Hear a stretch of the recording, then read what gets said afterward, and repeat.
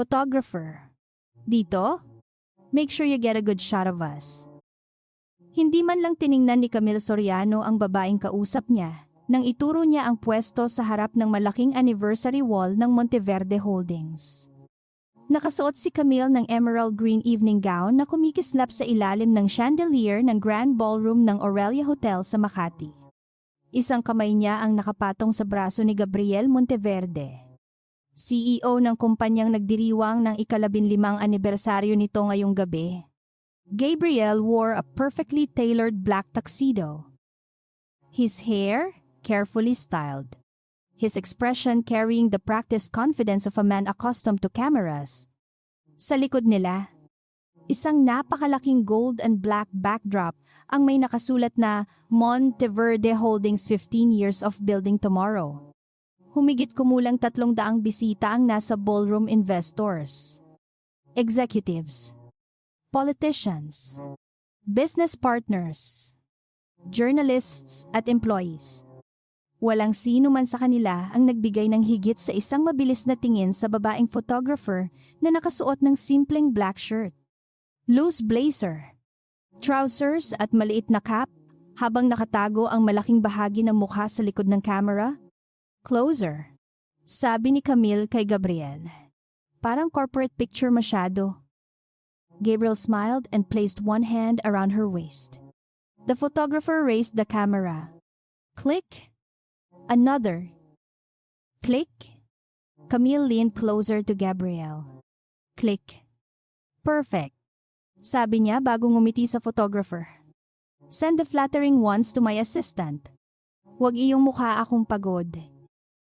The photographer lowered the camera just enough for her eyes to become visible. Of course. Ma'am. Hindi nakilala ni Camille ang boses. Hindi rin siya nakilala ni Gabriel. At yun mismo ang dahilan kung bakit naroon si Isabela Mendoza Monteverde. Bella had been married to Gabriel for 11 years. Ngayong gabi, ang asawa niya ay nakatayo 2 metro lamang mula sa kanya. May kamay sa baywang ng ibang babae. At hindi man lang niya napansin na ang photographer na inuutusan nilang kumuha ng larawan ay ang babaeng pinakasalan niya. Bella raised the camera again. Click. Hindi niya kailangan ng litrato bilang patunay. Matagal na niyang alam. Tonight was about something else. 3 buwan bago ang anniversary gala. Nagsimula ang lahat sa isang resibo. Hindi lipstick sa collar. Hindi anonymous text. Hindi dramatic photograph na ipinadala ng isang kaibigan. Isang ordinaryong hotel receipt lamang na naiwan sa bulsa ng suit jacket ni Gabriel pagkatapos ng sinasabing business trip nito sa Cebu. Bella had not been searching his clothes. She was preparing several jackets for dry cleaning when a folded receipt fell onto the floor. 2 nights. Executive suite. Dinner for 2. Spa treatment for 2 guests. Gabriel had told her he stayed only 1 night. Bella stared at the receipt for perhaps 30 seconds before placing it back. She said nothing. Dahil sa loob ng 11 taon ng kanilang marriage, natutunan niyang may malaking pagkakaiba sa pagitan ng hinala at katotohanan. Hinala made people reckless. Truth could wait. Bella knew how to wait. Before she became Mrs. Gabriel Monteverde, she had been Isabela Mendoza, a documentary and editorial photographer whose work had appeared in Philippine magazines and several international exhibitions. She photographed typhoon recovery communities, disappearing heritage districts, backstage workers in theaters and families displaced by development. She had never become a celebrity photographer because she disliked photographing celebrities. What interested her was what people did when they forgot they were being watched. Gabriel had loved that about her once. You see things other people miss, he told her during their first year together. Years later, Bella would remember those words with bitter amusement. Because eventually, Gabriel began behaving as though his wife had stopped seeing him entirely. Her photography career slowed after their marriage, not because Gabriel explicitly ordered her to stop, but because life gradually reorganized itself around his company. There were dinners she needed to attend, foundations she was expected to support, corporate spouses she was expected to entertain. When Gabriel's mother became ill, Bella handled much of the family coordination. When Monteverde Holdings expanded into hospitality and property development, Gabriel's schedule became chaotic. Bella declined overseas assignments because they conflicted with corporate events. 1 year became 3. 3 became 7. Eventually, journalists stopped introducing her as photographer Isabela Mendoza. She became Gabriel Monteverde's wife. At first, Bella told herself it did not bother her. That was one of many lies people could tell themselves without technically lying to anyone else. The hotel receipt changed something? Not because it proved an affair. It did not. Because it made Bella curious again. She checked nothing illegal. No hacked phone. No stolen passwords. No secret access to Gabriel's private accounts. She simply began paying attention to the information already passing through their shared life. Public schedules, corporate event calendars, social media posts, photographs from functions, hotel backgrounds visible in publicly uploaded stories, dates. Gabriel said he was in one city compared with events where Camille Soriano appeared in another. Camille was 32. Head of brand partnerships for one of Monteverde Holdings' luxury hospitality subsidiaries. Beautiful, ambitious, and exceptionally good in front of cameras. She had joined the company 18 months earlier. Gabriel mentioned her often at first, because she was one of the smartest hires we've made. Then he stopped mentioning her almost completely. Bella noticed that too. The first photograph she took herself happened by accident. Gabriel told her he had a late dinner with investors at a private club in Bonifacio Global City. Bella was nearby meeting an old photography colleague. Afterward, she walked toward the parking area with her camera still in her bag. Then she saw Gabriel, not at the private club, across the street, leaving a small Japanese restaurant with Camille. They were not touching. Bella could have convinced herself it was business. Then Gabriel opened the car door for Camille. She stepped inside.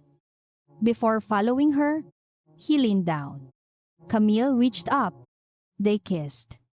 Bella had photographed disasters without shaking.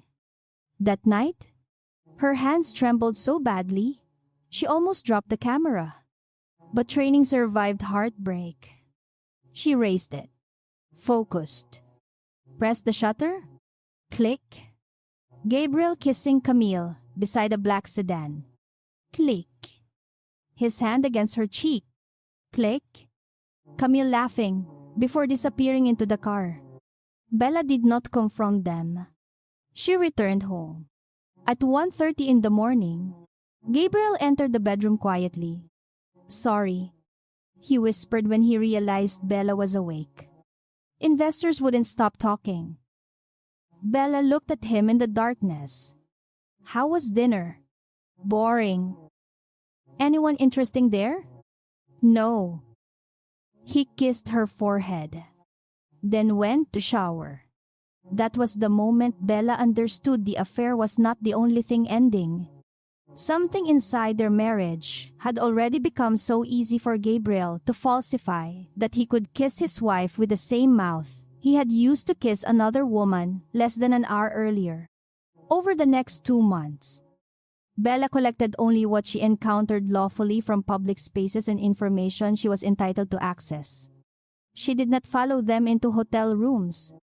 She did not trespass. She did not install trackers. She did not need to. People having affairs often believed secrecy required sophisticated deception. Usually, it only required everyone else to remain polite. Bella stopped being polite with reality. She photographed Gabriel and Camille leaving a hotel restaurant in Taguig. She photographed them entering an art gallery together on an afternoon Gabriel claimed to be at a board retreat. She found publicly posted photographs from a corporate trip to Palawan, where Camille appeared in the background of a resort bar on a night Gabriel had called Bella and said he was exhausted in his room. One photograph hurt more than the kiss. Gabriel and Camille were sitting beside the sea. No touching. No obvious intimacy. Just talking. Gabrielle was smiling. A real smile. The kind Bella had not seen across their own dinner table in years. She almost deleted that photograph. Instead, she kept it. Because betrayal was not always contained in the most scandalous image. Sometimes, the quiet photographs told the truth better. 2 weeks before the 15th anniversary gala, Gabriel entered their kitchen while Bella was making coffee. "You're still coming on the 24th, right? To the anniversary."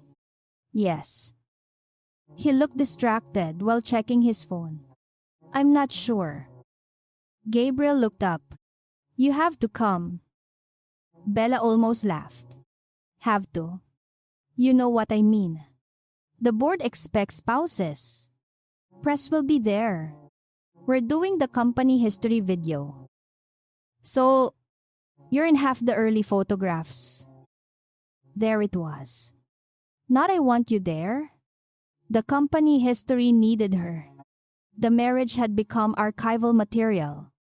"I'll see," she said. Gabriel frowned. "Bella, this matters." "To the company." "To me." She watched him. For one dangerous second, she wanted to ask whether Camille mattered too. Instead, she said, "I understand." 3 days later, Bella learned something that changed her plan. Her old friend Nico Alvarez called her. Nico ran a boutique production company specializing in corporate films and luxury events. They had worked together years earlier. "You'll laugh," he told her. "We got the Monteverde anniversary." Bella became still. "You're producing it?" "Visuals and live screen content. Another agency handles logistics." "Who hired you?" "Camila Soriano's team." Bella almost admired the irony. "What exactly are you doing?" "Anniversary documentary." "Stage screens?" "Live camera feed?" "Photo rotation." "Why?" Bella looked at the folder on her computer containing 11 years of family photographs and 2 months of a marriage collapsing in images. "Nico, I need to ask you something strange." He listened, then became silent. "Bella, are you sure?" "No." "That is not comforting." "I'm sure about the facts." "Different question." "Yes." Nico refused to help her secretly hijack the event feed. Bella had expected that. Instead, they found a legitimate path. The anniversary documentary already contained licensed photographs from Bella's personal archive. And the production agreement required her release for several family images because she owned the copyrights. Bella agreed to provide a short personal visual segment for the company history presentation, with final materials delivered directly by her to Nico's team. Nico insisted the content had to remain within what he could legally screen under the agreement and could not include private material obtained unlawfully. "Everything I give you will be mine," Bella said. "Photos you took?" "Yes." "From places where you were legally allowed to shoot?" "Yes." "No hacked messages?" "No." "No bedroom photos?" Bella stared at him. "Nico, I have to ask?" "No." He sighed. "Then I'll review it with counsel." "You're very romantic." "I enjoy not being sued." 1 week later, the content was cleared for the segment Bella controlled, though Nico warned her that the consequences would be catastrophic. "I know." Does Gabriel know you're contributing a segment? He knows I gave the anniversary team archival materials. That isn't exactly the same thing. No. Bella. She looked at him. For 11 years? I helped him build the image he wanted people to see. Nico said nothing. Tonight. I'm only going to stop editing. That was how Isabela Mendoza Monteverde entered her husband's anniversary gala wearing black and carrying 2 cameras. Officially, she was part of Nico's photography team for part of the evening. Her name was on the crew list under I. Mendoza, which nobody from Camille's team questioned. Gabriel had not seen his wife work professionally in years. Camille had never seen her work at all. Bella changed her appearance just enough to become invisible. Hair tied tightly beneath a cap. Clear glasses she rarely wore. Minimal makeup. Loose black blazer. Event badge. Camera against her face whenever she moved through crowded areas. She did not need a theatrical disguise. People rarely look carefully at staff. For almost 2 hours, Bella photographed her own marriage from the outside. She captured Gabriel greeting investors, Camille adjusting his lapel before a speech, Gabriel whispering something that made her laugh, their hands briefly touching behind a cocktail table. Nothing explicitly sexual. Everything intimate. At one point, Camille approached Bella. You? Bella looked up. Yes. Ma'am. Come with me. Camille led her toward a quieter side corridor, decorated with photographs from Monteverde Holdings' first 15 years. Gabriel was waiting there. I want some candid-looking shots before the program, Camille said.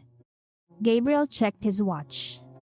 Camille, we have 5 minutes. Exactly. She turned to Bella. Can you make it look natural? Bella almost smiled. I can? Camille stood beside Gabriel. Not corporate. Gabriel sighed but relaxed. Bella lifted the camera. Through the viewfinder, she saw the man she had married. She remembered photographing him 15 years earlier before Monteverde Holdings had become large. Gabriel sitting on the floor of his first office surrounded by cardboard boxes. Gabriel eating noodles at midnight. Gabriel asleep over spreadsheets. Gabriel holding her camera incorrectly and pretending to understand aperture. Now he stood beside another woman. Closer, Bella said. Neither recognized the voice. Camille moved closer. Gabriel's hands settled around her waist. Bella pressed the shutter. Click. Look at each other. They did. Click. Camilla smiled. Gabriel smiled back. Click. Bella lowered the camera. That's enough. Camille walked toward her and glanced at the display. Oh, these are good. Bella said nothing. Camille swiped through 2 images. You actually know what you're doing. Sometimes. Camille handed the camera back. Make sure those don't go to the general company gallery yet. Why? Camille looked at her as though the answer should be obvious. Because people like making stories. Bella held her gaze. Do they? Camille's expression changed slightly. Before she could answer, an event coordinator called her name from the ballroom. She left. Gabriel remained for several seconds. He looked at Bella. Something in his expression shifted. Have we met? Bella's heartbeat slowed. Maybe. He frowned. Your voice sounds familiar. She raised the camera again, placing it between them. People tell me that. Gabriel stared another second. Then his phone vibrated. He checked the screen. Sorry. He walked away. Bella watched him return to Camille. 11 years. And the camera was enough to make her invisible.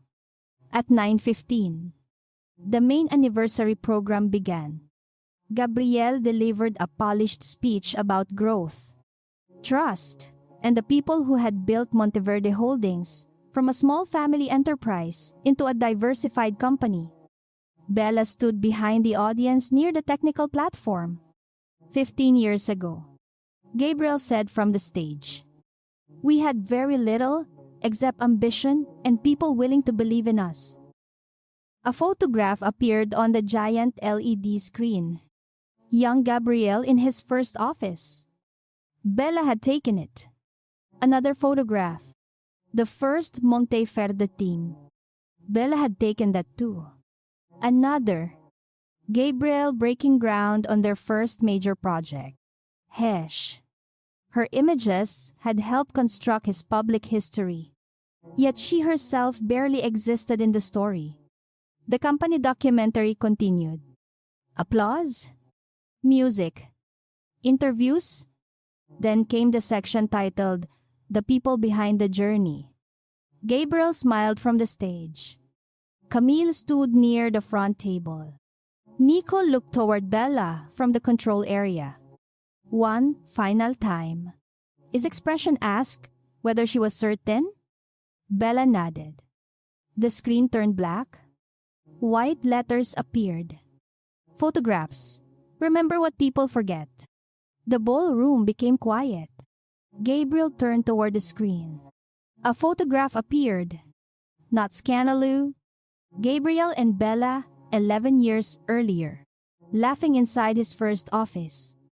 Another. Their wedding. Another. Bella helping him hang the Monteverde Holdings sign at its original location. Her recorded voice filled the ballroom.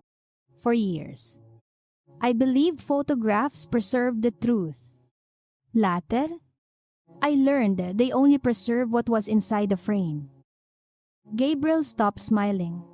Camille turned toward the technical booth. The next photograph showed Gabriel alone at a corporate event. Then another showed Bella standing beside him. Her voice continued, "What disappears outside the frame can matter just as much." The screen went black again. A date appeared. March 141, 1:48 p.m. Then the photograph. Gabriel beside the black sedan in BGC. Camille's hand against his face. His mouth against hers. 300 people stopped breathing at once. Gabriel froze. Cammy's face went white. The photograph remained on the giant screen. Then another appeared.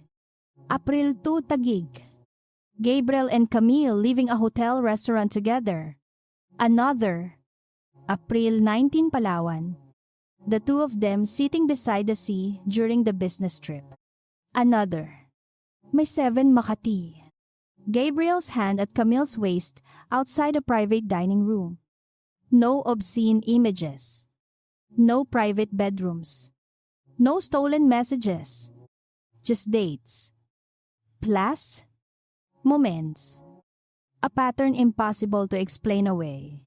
"Turn it off," Camille shouted. The technicians did not move. Nico looked toward Bella. Gabriel stepped away from the podium. "Stop the presentation."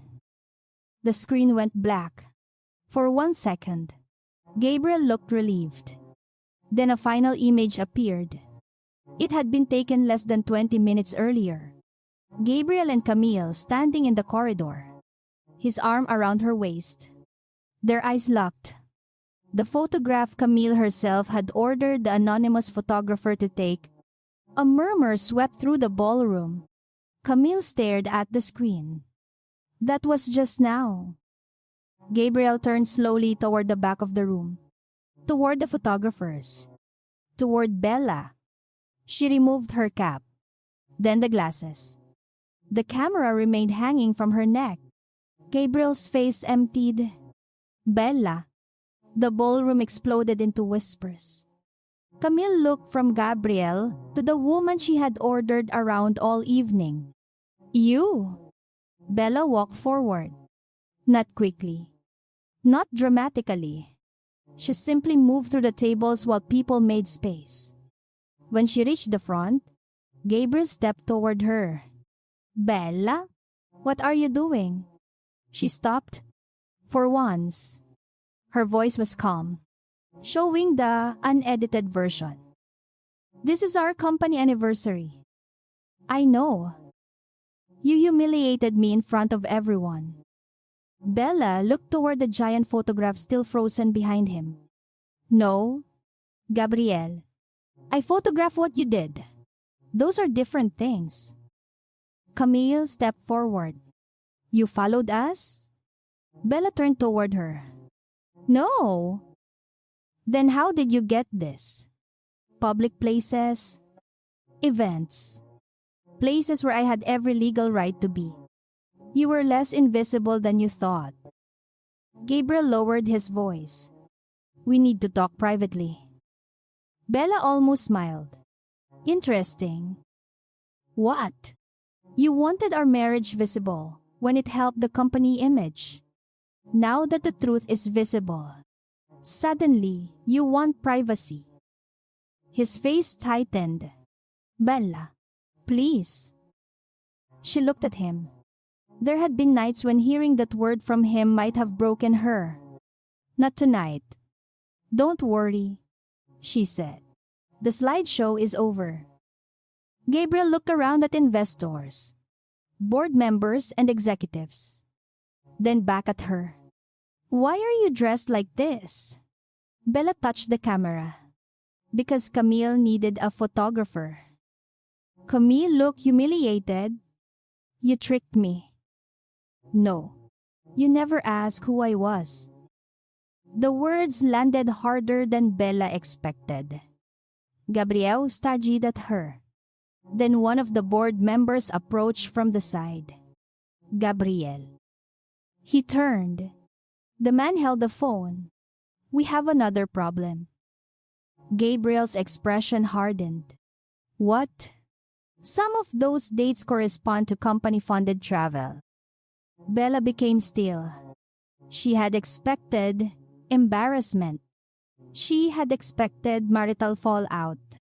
This was different. The board member continued quietly. But several people nearby heard him. Palawan, Cebu, possibly the Taguig Hospitality Conference. Camille looked at Gabriel. Bella did too. Were those trips paid by the company? She asked. Gabriel did not answer. That silence changed everything. Bella had come to the gala prepared to expose an affair. She had not come prepared to discover that some of the lies might have been financed by shareholders. The board member looked at Gabriel. We need expense records tonight. Gabriel's face lost color. Camille whispered, Gabriel, you told me those were executive allocations. Bella looked from one to the other. The photographs behind them suddenly meant something else. They were no longer only evidence of a husband's betrayal. They might also be timestamps in a corporate investigation. Gabriel looked at Bella. Did you know about this? No. For the first time that evening, her answer contained genuine surprise. He stared at her as if trying to decide whether to believe it. Bella lifted the camera from around her neck and held it in one hand. I came here because you lied to your wife. She looked toward the board member. If you also lied to your company, that part belongs to them. Then she turned back to Gabriel. As for us, he swallowed. Bella. She reached for her wedding ring. Slowly, she removed it. But she did not throw it at him. She placed it inside a small pocket of her camera bag. I'm done being part of the picture you show everyone while living another life outside the frame. She turned away. Gabriel followed one step. Bella? Wait. She stopped but did not turn around. Tomorrow, he said. Please, let me explain tomorrow. Bella finally looked over her shoulder. Tomorrow? Explain the expenses to your board. His face fell. And the marriage. Bella looked at him for a long moment. That explanation is 11 years late. She walked toward the ballroom exit. Behind her, the anniversary celebration had collapsed into clusters of whispered conversations. Board members gathered around Gabriel. Camille stood alone near the stage, no longer touching him. Nico ordered the technicians to remove the photograph from the screen. The giant LED display went black. Bella stepped into the hotel corridor. For the first time all night, there was no camera between her and the world. Her hands began to shake. She leaned against the wall and closed her eyes. Exposing the truth had not made the betrayal hurt less. It had simply ended the exhausting work of pretending she did not see it. Her phone vibrated. A message from Nico. "Are you okay?" Bella stared at the question. Then typed, "No, but I will be." Before she could put the phone away, another message arrived. This one from an unknown number? "Mrs. Monteverde. If you want to know why the Palawan expenses matter, don't leave the hotel yet. I have documents you need to see." Bella read it twice, then looked back toward the ballroom doors. She had thought the photographs were the end of the story. They were only the first frame. Hindi agad umalis si Bella sa Aurelia Hotel. Ilang minuto siyang nakatayo sa tahimik na koridor sa labas ng ballroom habang paulit-ulit na binabasa ang mensahe mula sa unknown number. "Mrs. Monteverde. If you want to know why the Palawan expenses matter, don't leave the hotel yet. I have documents you need to see." Sa likod ng saradong ballroom doors, maririnig pa rin ang mahihinang boses ng mga bisita at ang tunog ng event staff na pilit inaayos ang programang tuluyan ng nawalan ng saysay. Ang anniversary celebration na dapat sana'y pagtatanghal ng 15 taong tagumpay ng Monteverde Holdings ay naging emergency meeting sa loob lamang ng ilang minuto. Bella had expected humiliation, anger, and perhaps lawyers. Hindi niya inaasahan na ang mga litratong kinuha niya bilang asawa ay magiging simula ng tanong tungkol sa pera ng kumpanya. Nag-type siya ng maikling sagot. "Who are you?" Halos agad dumating ang reply. "Someone from finance? Ground floor cafe. Back corner? 10 minute. Come alone." Bella stared at the message. Under normal circumstances, she would have ignored an anonymous invitation. Tonight, however, one of the Monteverde board members had independently noticed that several dates in her photographs matched company-funded travel. That gave the message enough credibility to investigate, but not enough to trust blindly.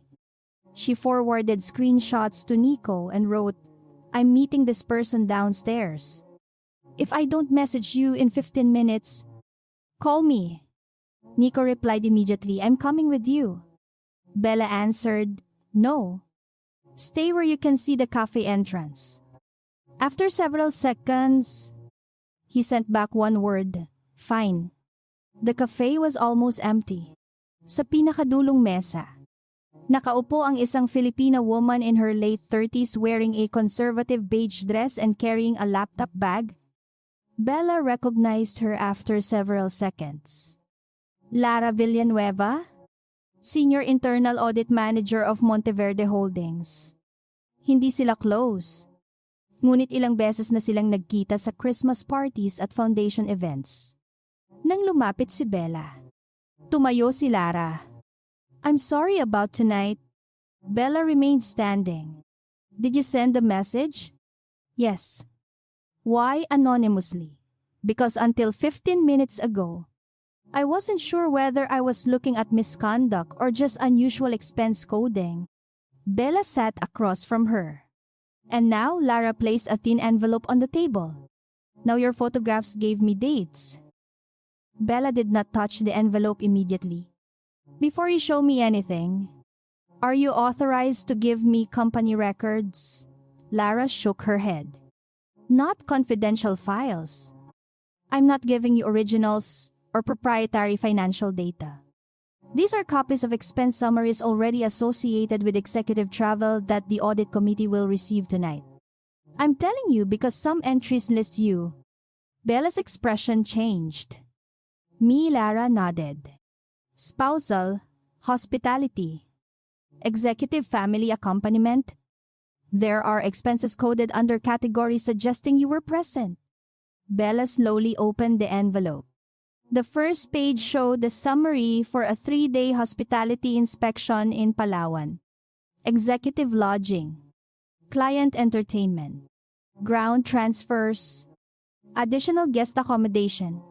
Several expenses had been allocated to executive spouse, stakeholder hospitality.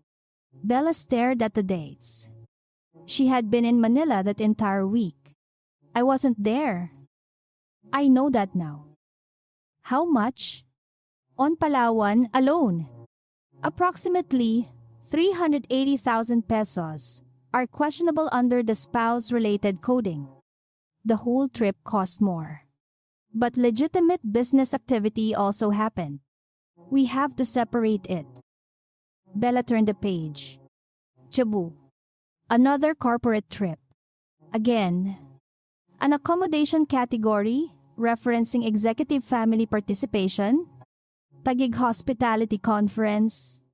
Dinner expenses allocated partly to stakeholder relations. Bella looked up. Are you saying Camille was traveling under my name? I'm saying expenses appear to have been coded as though Gabriel's spouse or family hospitality obligations justified them.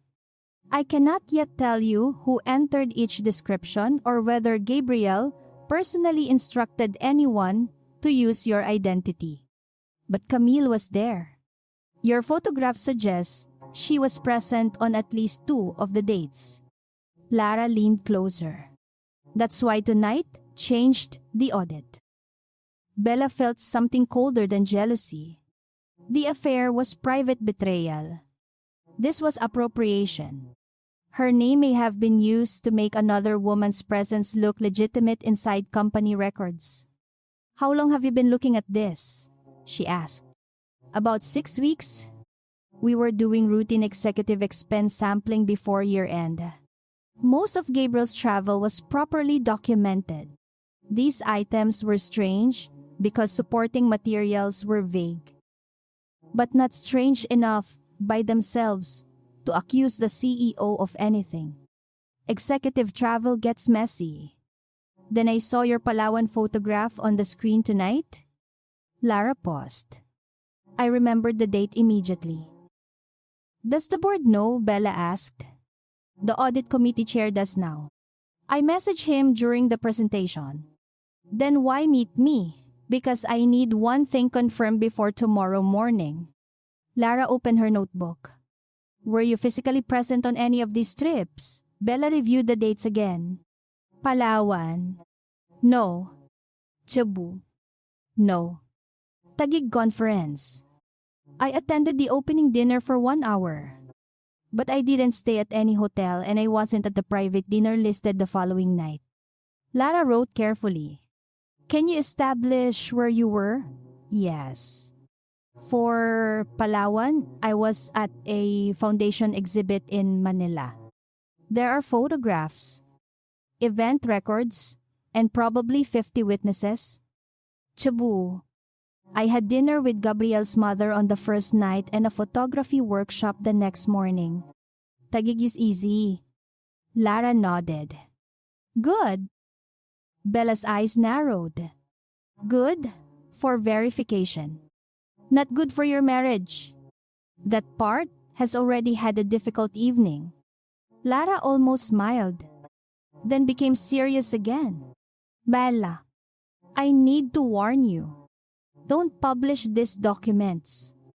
Don't post them. Don't send them to journalists. Let the audit committee handle the corporate side. I wasn't planning to. After what happened upstairs. Bella closed the envelope. I showed photographs of my husband having an affair. I didn't accuse him of stealing. I know. And unless the records prove something, I won't. For the first time, Lara visibly relaxed. That's why I came to you instead of letting rumors fill the gaps. Bella looked at her. You took a risk. Yes. Why Lara hesitated? Because 3 years ago, an executive at another company used his assistant's name to disguise personal expenses. Everyone in finance saw the warning signs, but nobody wanted to challenge him. By the time the board investigated, the amount was enormous. She looked toward the envelope. Small exceptions become systems. When powerful people learn, nobody asks questions. Bella understood that sentence better than Lara probably realized.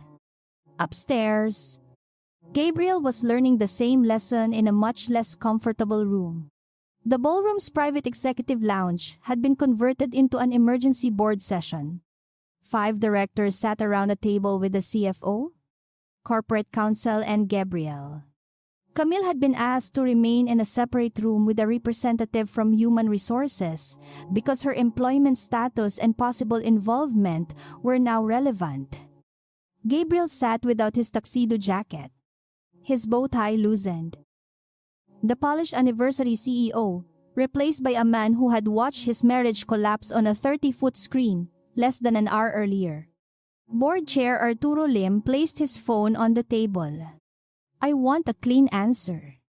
Were company funds used for personal travel, involving Camille Soriano? Gabriel rubbed his forehead. Some business trips overlapped with personal time. That wasn't the question. Gabriel looked up. Yes. Some company-funded trips included Camille. The CFO, Ramon Tejada, leaned forward. Was she there for legitimate company work on some trips? Yes. And the others? Gabriel hesitated. Arturo's voice hardened. Gabriel. Not entirely. Nobody spoke for several seconds. Corporate counsel opened a notebook. Did you authorize personal expenses to be reimbursed? I approve executive travel packages? I didn't review every line item. Ramon's expression changed. Your office approved the final expense reports. My chief of staff handled most of the coding. That does not remove your responsibility. Gabriel looked toward him. I know. Arturo slid a printed expense summary across the table. Why does this say spouse hospitality? Gabriel stared at it. He recognized the Palawan trip immediately. I don't know. Was Bella in Palawan? No. Was Camille silence? Arturo's jaw tightened. Was she yes? Ramon leaned back, as though the answer physically repelled him. Did you instruct anyone to code Camille's accommodation as spouse-related hospitality? No? Did you know it had been coded that way? Gabriel looked at the document again. Not specifically. That is going to be verified. The door opened and Gabriel's chief of staff, Paolo Mendoza, entered with corporate counsel's permission. Paolo was 34 and had worked for Gabriel for 5 years. He looked pale. Arturo asked him directly, who prepared the Palawan expense allocation? Paolo swallowed. My office consolidated the receipts. Who chose the spouse hospitality category? Paolo glanced at Gabriel. I did. Gabriel's head snapped toward him. Why? Paolo looked miserable. The system required a category for the additional accommodation and certain meals. Miss Soriano wasn't listed as part of the official inspection delegation for the first 2 days. So you used my wife? Gabriel asked. I used the executive spouse code because it was the closest existing category that wouldn't trigger vendor-side questions. The room became silent. Did I tell you to do that? Gabriel demanded. Not directly. Then why would you think that was acceptable? Paolo's answer came quietly. Because you told me to make the travel clean.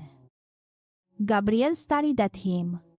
Arturo immediately intervened. What exactly did he say? Paulo looked at the board chair. Before Palawan. Sir Gabriel told me Camille would join privately before the official brand team arrived. He said, keep the personal part of the corporate itinerary and make the travel clean. I interpreted that as handling the expenses without exposing the relationship. Gabriel stood.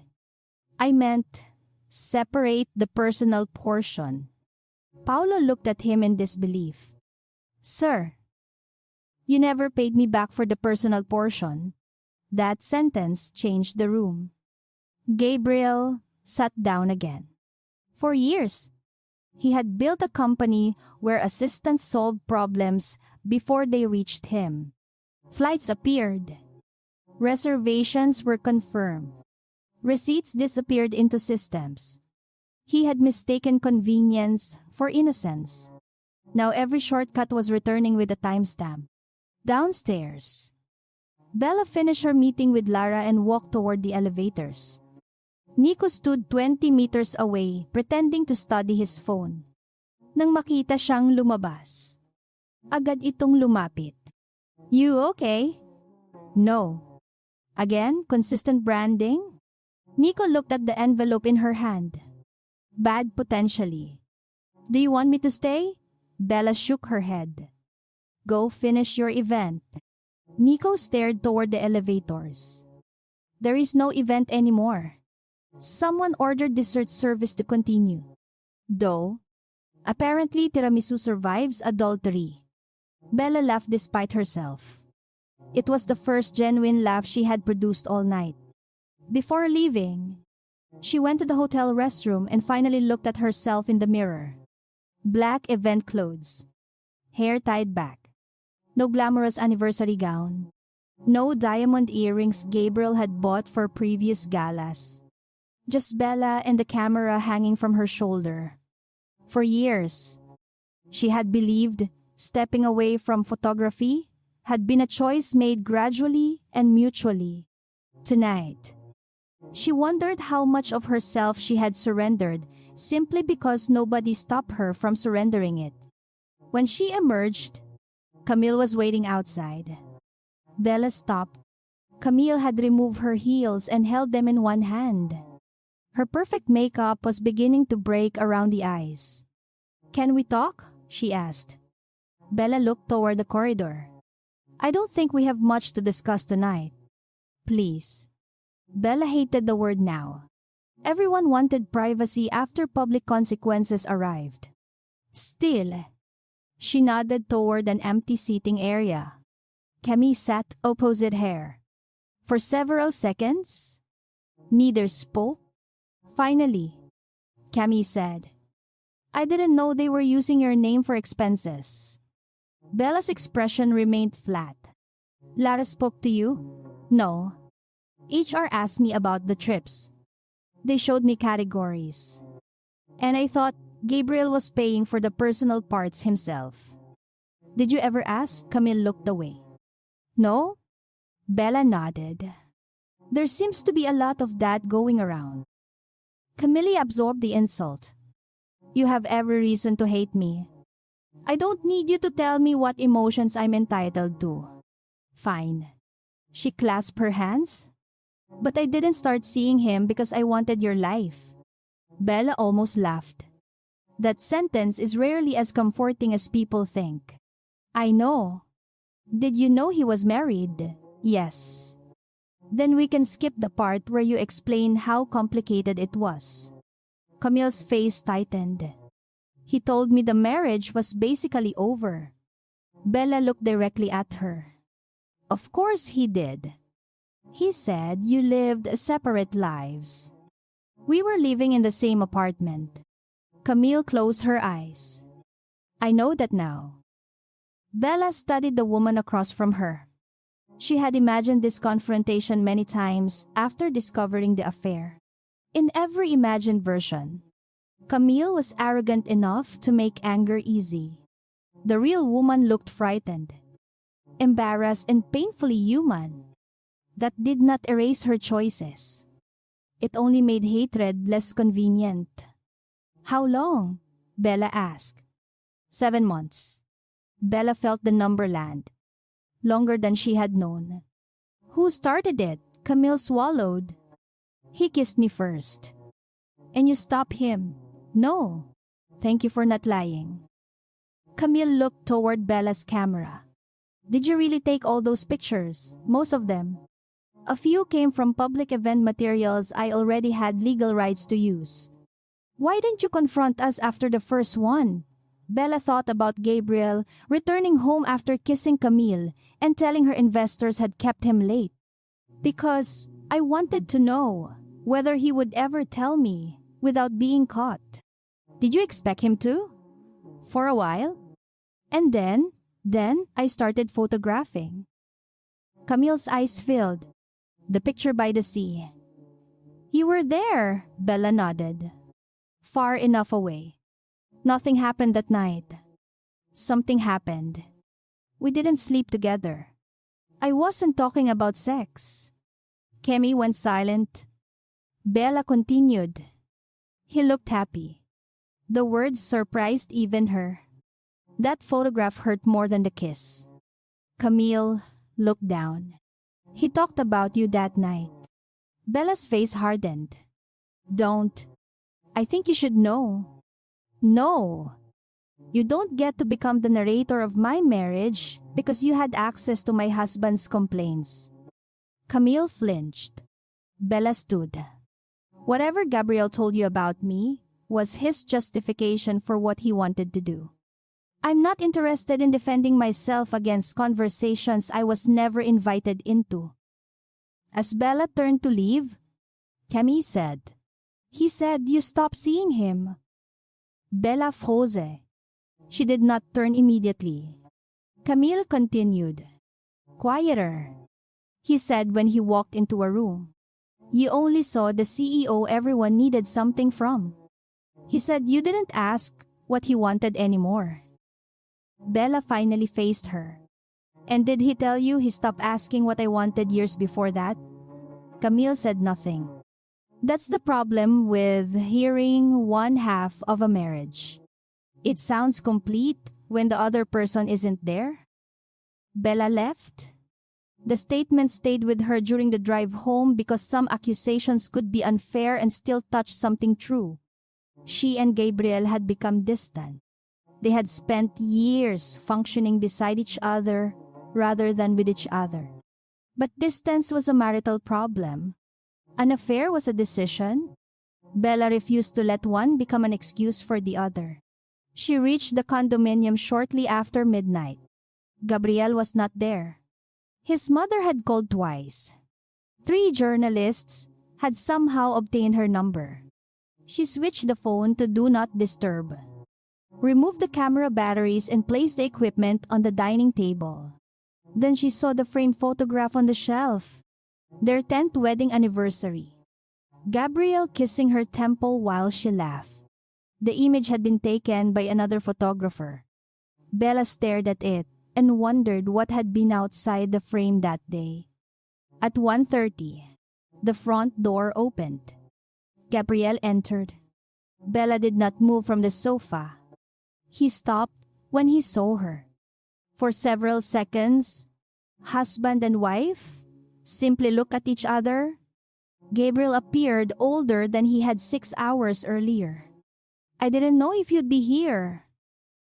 It's still my home. I know. Do you? He closed the door. Bella looked at his empty hands. Where's Camille? His face tightened. HR released her. She went home. Did you drive her? No. Good. Gabriel remained standing. The board put me on temporary administrative leave. Bella had expected something. Not that quickly. For how long? Until the expense review is finished. And the company. Arturo and Ramon will handle executive decisions. Bella nodded. Did you use company money for the affair? Gabriel sat across from her but kept distance between them. Some expenses that should have been personal were paid through corporate travel. How much? I don't know yet. That answer would sound better from someone who wasn't the CEO.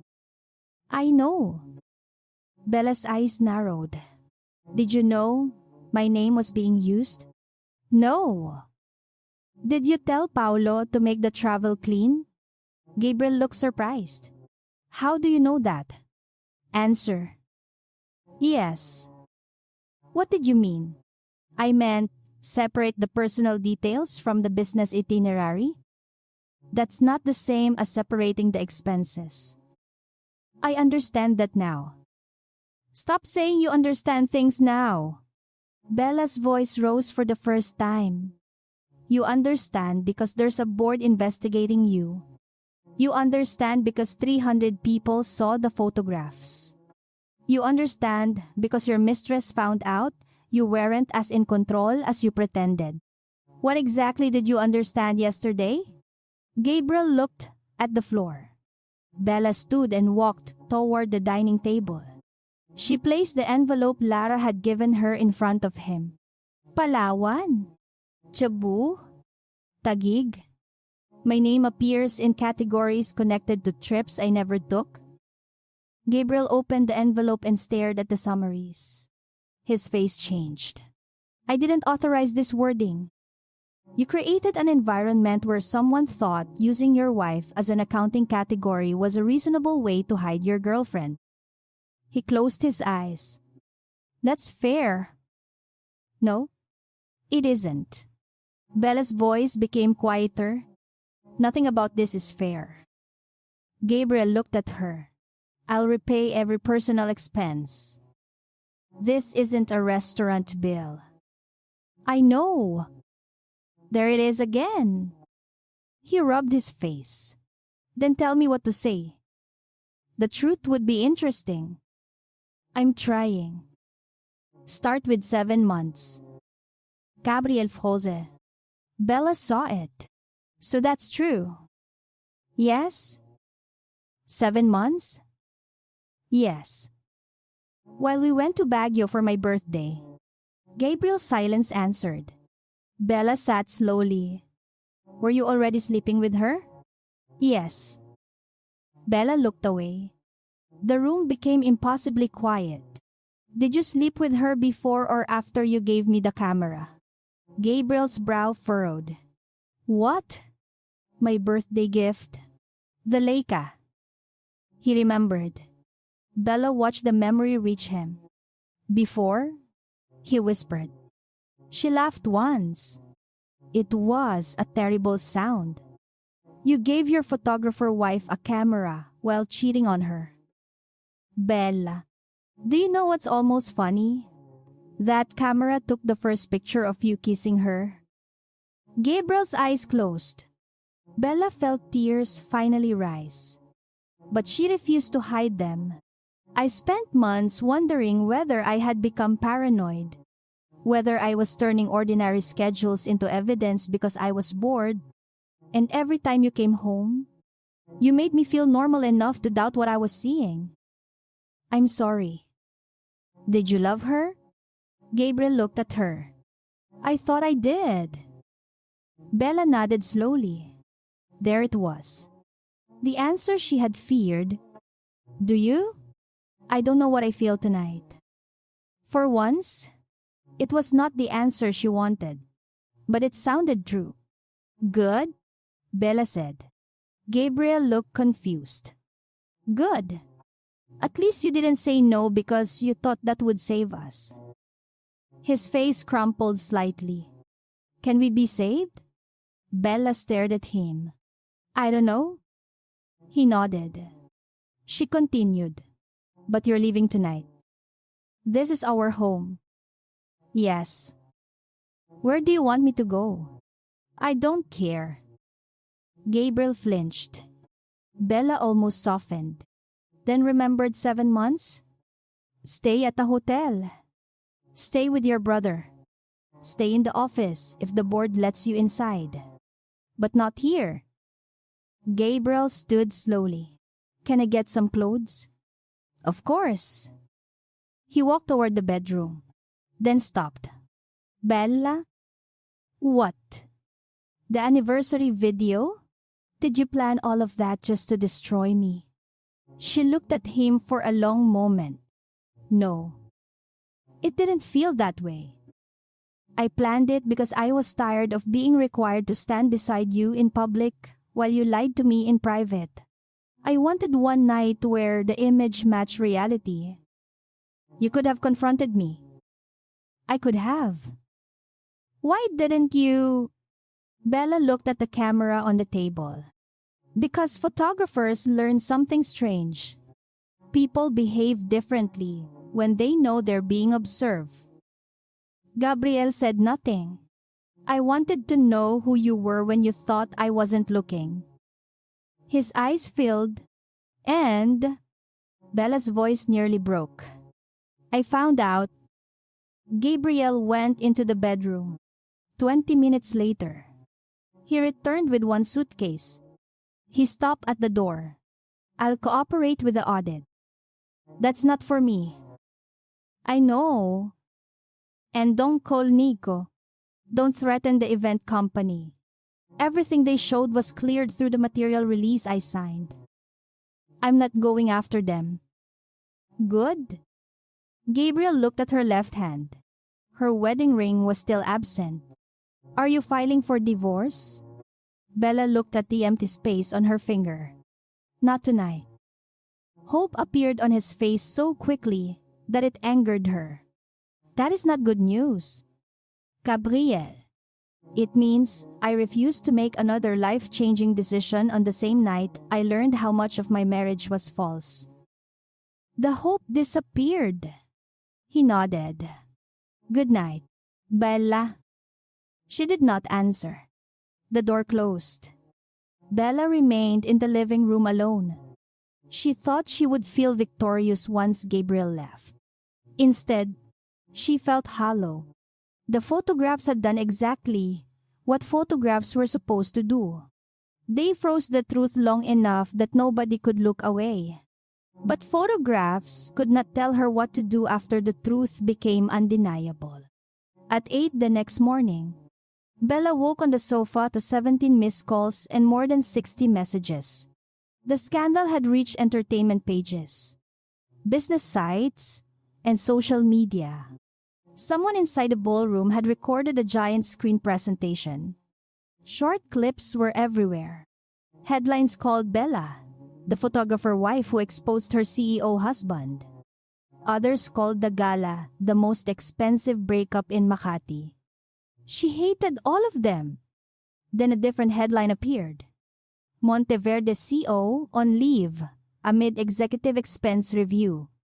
Bella opened the article. The company had issued a short statement confirming that Gabriel Monteverde had voluntarily stepped back from executive duties while the audit committee reviewed certain travel and hospitality expenses. No mention of Camille. No mention of Bella. Good. Her phone rang. Lara. Bella answered. Morning. I'm sorry to call early. What happened? We found more. Bella sat upright. What? Your name wasn't only used for travel. Bella's stomach tightened. Lara continued. There are charitable event expenses attached to the Monteverde Family Foundation that reference your approval. Bella became completely still. I didn't approve anything. That's why I'm calling. How much? We don't know yet. Bella looked toward the framed anniversary photograph across the room. The Monteverde Family Foundation was the one part of Gabriel's corporate world she had continued to participate in personally. Scholarships, arts grants, community programs. She had signed hundreds of legitimate approvals over the years. Lara. Yes. Are you telling me someone may have used my signature? A pause. We have at least 3 digital approvals that need authentication. Bella stood. Send them to my lawyer. already requested through counsel. When? Now? Bella walked toward the dining table and looked at her camera. Last night, she had exposed the husband. This morning, she might have to defend her own name. And suddenly, the question was no longer whether Gabriel had betrayed their marriage. It was whether someone inside the empire she had helped him build had learned to use Isabela Mendoza Monteverde even when she was not in the room. Hindi na bumalik si Bella sa kama matapos ang tawag ni Lara. Sa loob lamang ng ilang minuto, ang tanong sa isip niya ay nagbago huwantoan. Kagabi, ang pinakamalaking katotohanan ay ang affair ni Gabriel.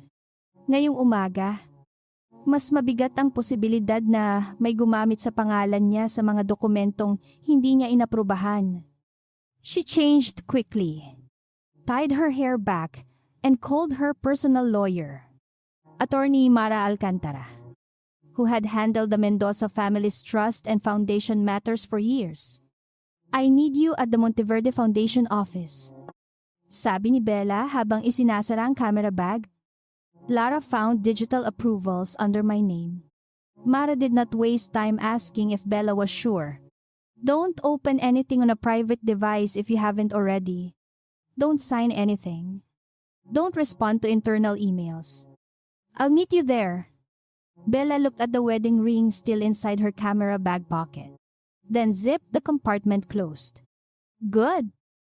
The Monteverde Family Foundation occupied 2 floors of a glass building in Makati. Separate from the main corporate headquarters but connected through shared finance systems and administrative staff. Bella had helped build the foundation during the early years of Gabriel's success. The scholarship program was hers. The arts grants were hers. The mobile health initiative had been proposed by Gabriel's mother. But Bella had spent months securing partners. For years, she had signed approvals personally because she believed charitable money required more care than corporate money. That was why the idea of forged or misused authorization felt more intimate than a random accounting irregularity. Betrayal in marriage had taken her trust. Misuse of the foundation could take her name. Lara was waiting in a small conference room with the foundation controller, Janine Ka, and corporate counsel. Mara arrived less than 5 minutes later. Bella did not sit until her lawyer had reviewed the room and the documents laid on the table. We are here voluntarily, Mara said calmly. Mrs. Monteverde is not waiving any rights and is not accepting responsibility for any disputed authorization simply by reviewing it. Corporate counsel nodded. Understood. Bella almost smiled. Mara had always believed every room became clearer when the boundaries were named first. Janine pushed 3 printed approval records toward Bella. These are the transactions Lara flagged. The first was a sponsorship payment for a luxury lifestyle event supposedly linked to a scholarship fundraising campaign. The second was a hospitality package for a regional donor weekend. The third was a vendor payment categorized under cultural outreach. Each document contained Bella's digital approval stamp. At first glance, everything looked normal. Her name, her title as co-chair of the foundation, date, time, system confirmation. But Bella knew immediately something was wrong. I didn't approve these. Janine asked. How can you be certain Bella pointed to the first date? I was in Iloilo for a photography workshop. I did approve scholarship releases that week. But I never saw the sponsorship. She moved to the second. This donor weekend happened while I was in Tokyo with my sister. Then the third? Her face hardened. I rejected this vendor last year. Lara leaned forward. That's the one that concerned me most. The vendor came back under a slightly different corporate name. Bella looked closer. The company was CL Rouge Creative Hospitality Inc. She did not recognize it immediately. but something in the wording felt familiar. Who owns this? Janine answered carefully. We are still tracing beneficial ownership. The registered president is a cousin of Camille Soriano. The room went silent. Bella looked up slowly. Excuse me. Janine pushed another page across the table. Not Camille directly. Her cousin, Miguel Soriano. We have not established that she benefited from the payment. Mara intervened immediately. And until you do? Nobody in this room says otherwise, outside this investigation? Agreed, said corporate counsel. Bella stared at the vendor history. One cultural outreach payment.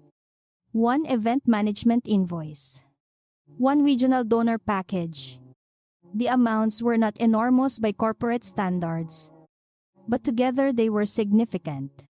More importantly, Bella had never approved them.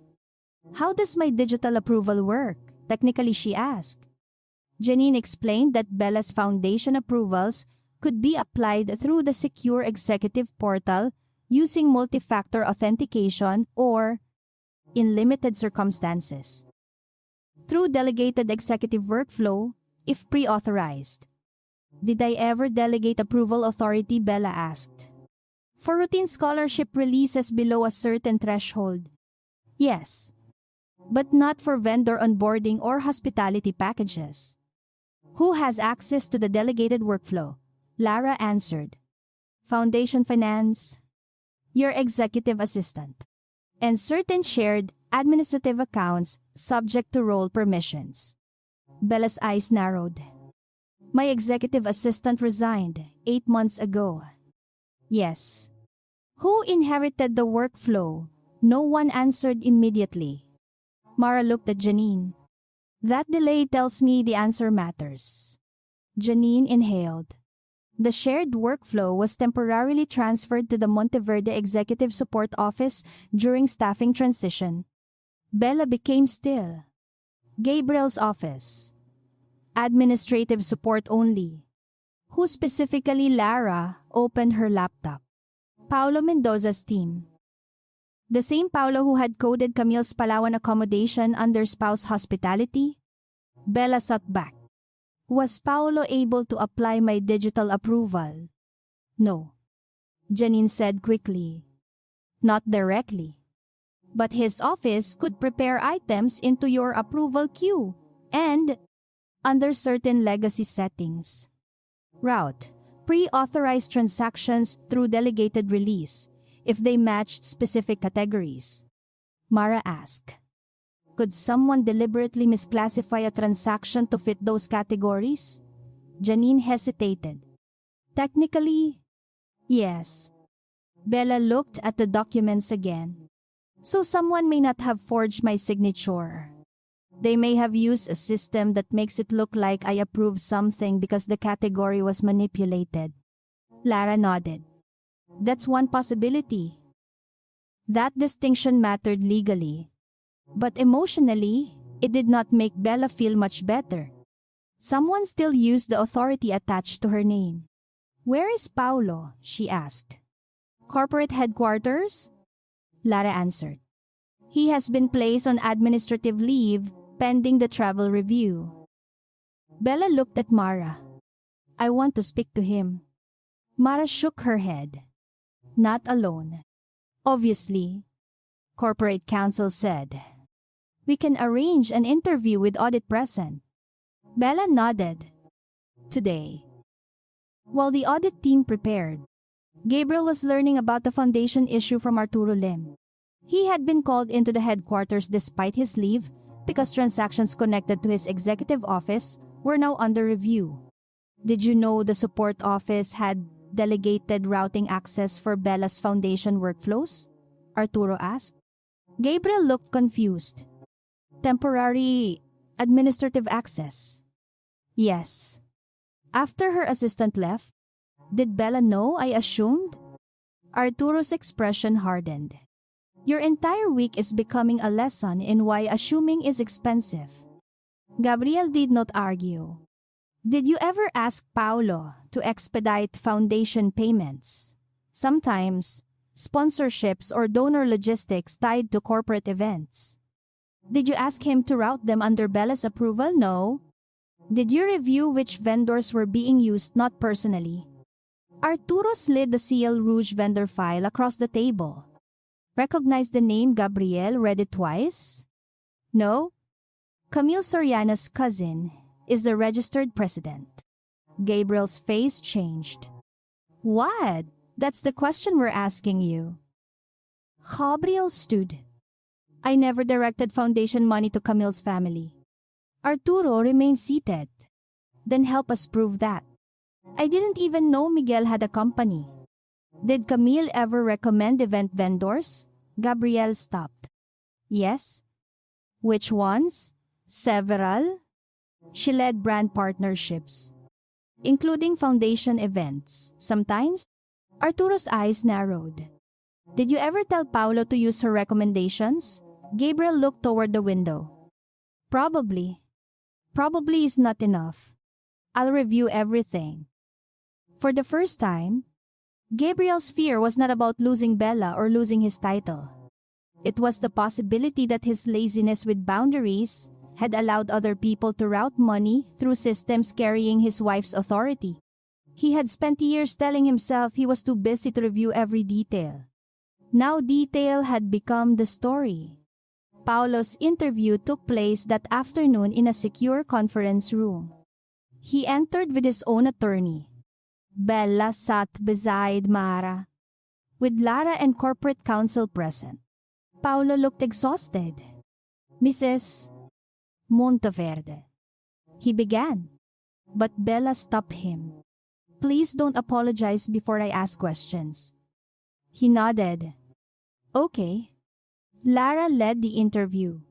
Did you or your team route foundation transactions through Mrs. Monteverde's delegated approval workflow? Paolo answered. Yes. On routine items. Were you aware the delegation did not cover vendor onboarding or high-value hospitality generally? Yes. Then explain Ciel Rouge. Paolo looked down. Camille recommended them for several brand events. Gabriel wanted some foundation-facing donor activities combined with anniversary partnership initiatives. Finance initially rejected the vendor category because it didn't fit the foundation budget. Bella asked, What did you do? We separated the invoices. Some were categorized under donor engagement, some under cultural outreach, and that caused them to pass through my delegated approval stream. Paolo swallowed. Yes. Did you know I hadn't reviewed them personally? Yes. Mara's pen stopped. Bella felt anger move through her body like heat. Then why does the system say Isabela Mendoza Monteverde approved them? Paolo's face tightened. Because the delegated workflow records the principal approver attached to the authorization chain. Which was me. Yes? So you knowingly created records that would make it appear I approved payments I never saw. Paolo's attorney started to intervene. But Paolo raised a hand. Yes. The room became silent. Bella looked at him for several seconds. Who told you to do it? Paolo looked toward Lara. No one said, Use Bella's name. That's not what I asked. He exhaled. Gabriel told me to get the sponsorship and donor events approved without slowing down the anniversary campaign. Camille told me Ciel Rouge was reliable and already doing related work. I used the workflow that would clear fastest. Did Gabriel know you were routing it through my approval? I don't think he knew the technical method. Did Cami know? Did anyone personally profit? I don't know. Bella's voice became colder. Then what exactly did you think your job was? Paolo looked at her. To make problems disappear before they reach executives. There it was again. The same organizational sickness in another form. Bella leaned back.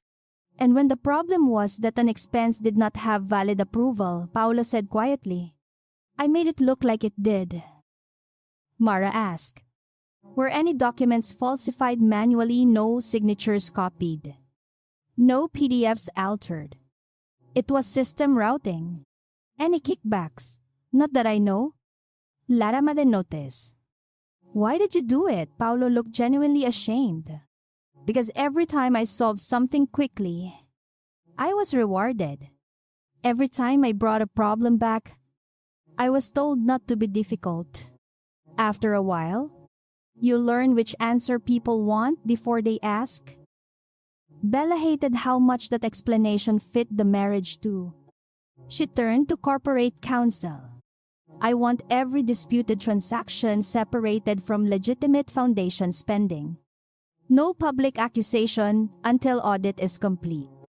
And my delegated approval authority is suspended immediately. Mara nodded. Good. Bella continued. From now on, nothing under my name clears without direct authentication until a new system is built. Janine said, we can do that today. Paulo looked at Bella. I'm sorry. This time she allowed the apology. I believe you're sorry. His eyes filled slightly. I didn't mean to hurt you. That's not the standard. He looked confused. What intent isn't the only thing that matters when you use someone else's authority. Gabriel arrived outside the conference room as the interview ended. He did not enter until Mara confirmed Bella was willing to speak. When he stepped inside, Paulo was already gone. Bella remained seated with the disputed transaction files in front of her. Gabriel looked at the documents. Then at her. I didn't know. Bella nodded. I believe you. He looked surprised. You do? About the technical routing? Yes. Then she raised one hand. Don't mistake that for innocence. Gabriel sat opposite her. I never told Paulo to use your approval? No. You told him to make things move. You rewarded a system where nobody wanted to bring you inconvenient details. You did the same in the affair. You did the same with travel. And apparently, you did the same with foundation events. His face tightened. I didn't know Ciel Rouge was Camille's cousin's company. Do you believe that helps? No. Did Camille recommend them? Yes. Did you ask whether there was a related party issue? No. Bella laughed once. Exhausted. You were sleeping with your brand director while letting her recommend vendors and you didn't think conflict of interest applied to you. Gabriel lowered his head. Did she profit? Bella asked. We don't know.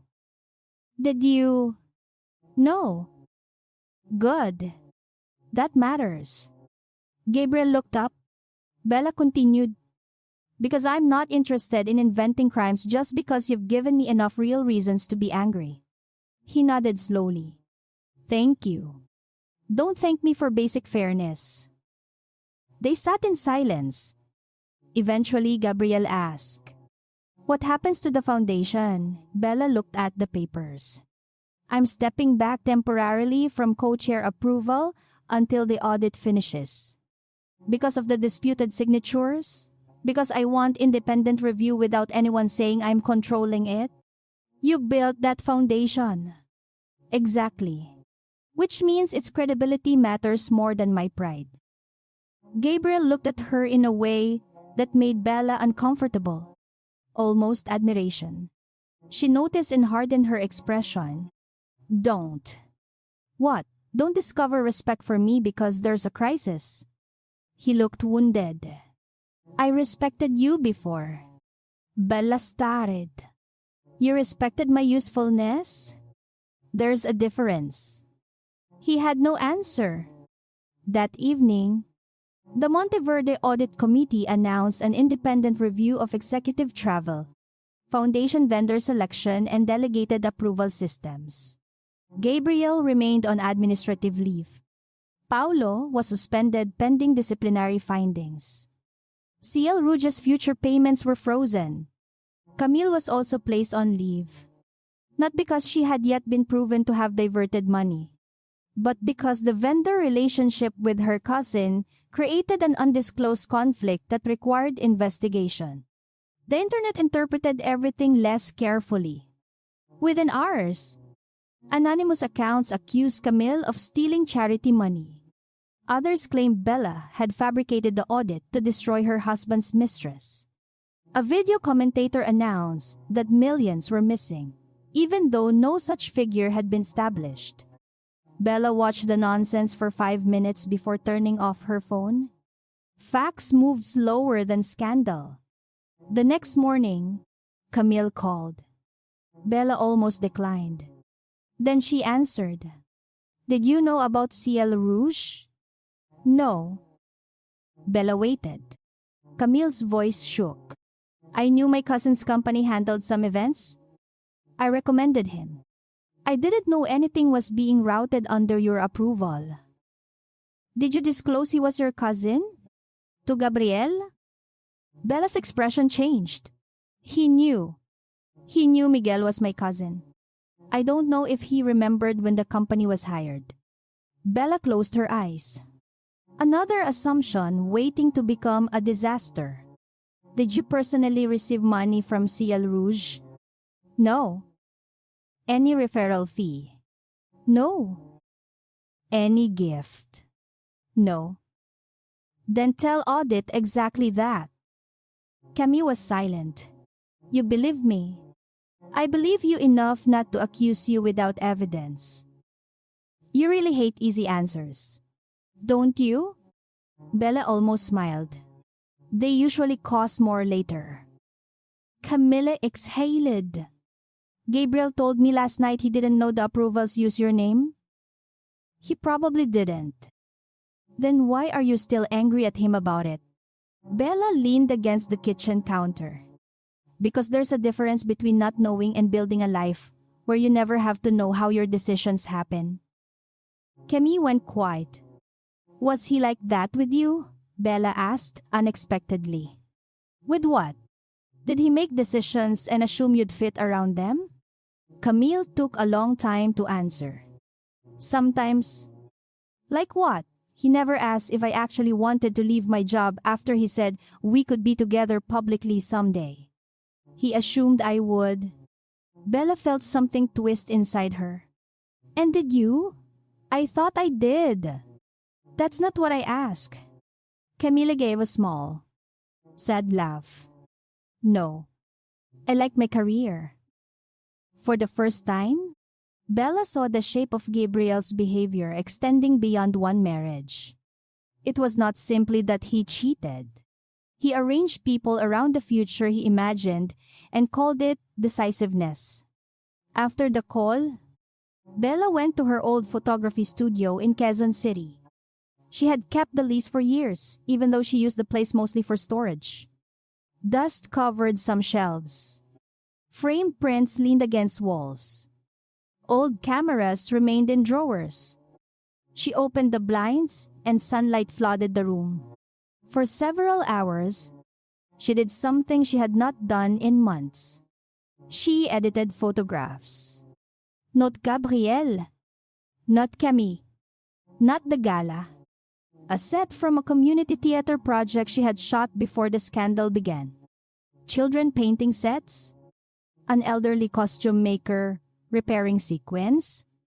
A young actor asleep under a staircase. Ordinary people creating something together. Bella realized how much she missed work that had nothing to do with preserving somebody else's image. Nico arrived carrying coffee. "You're alive."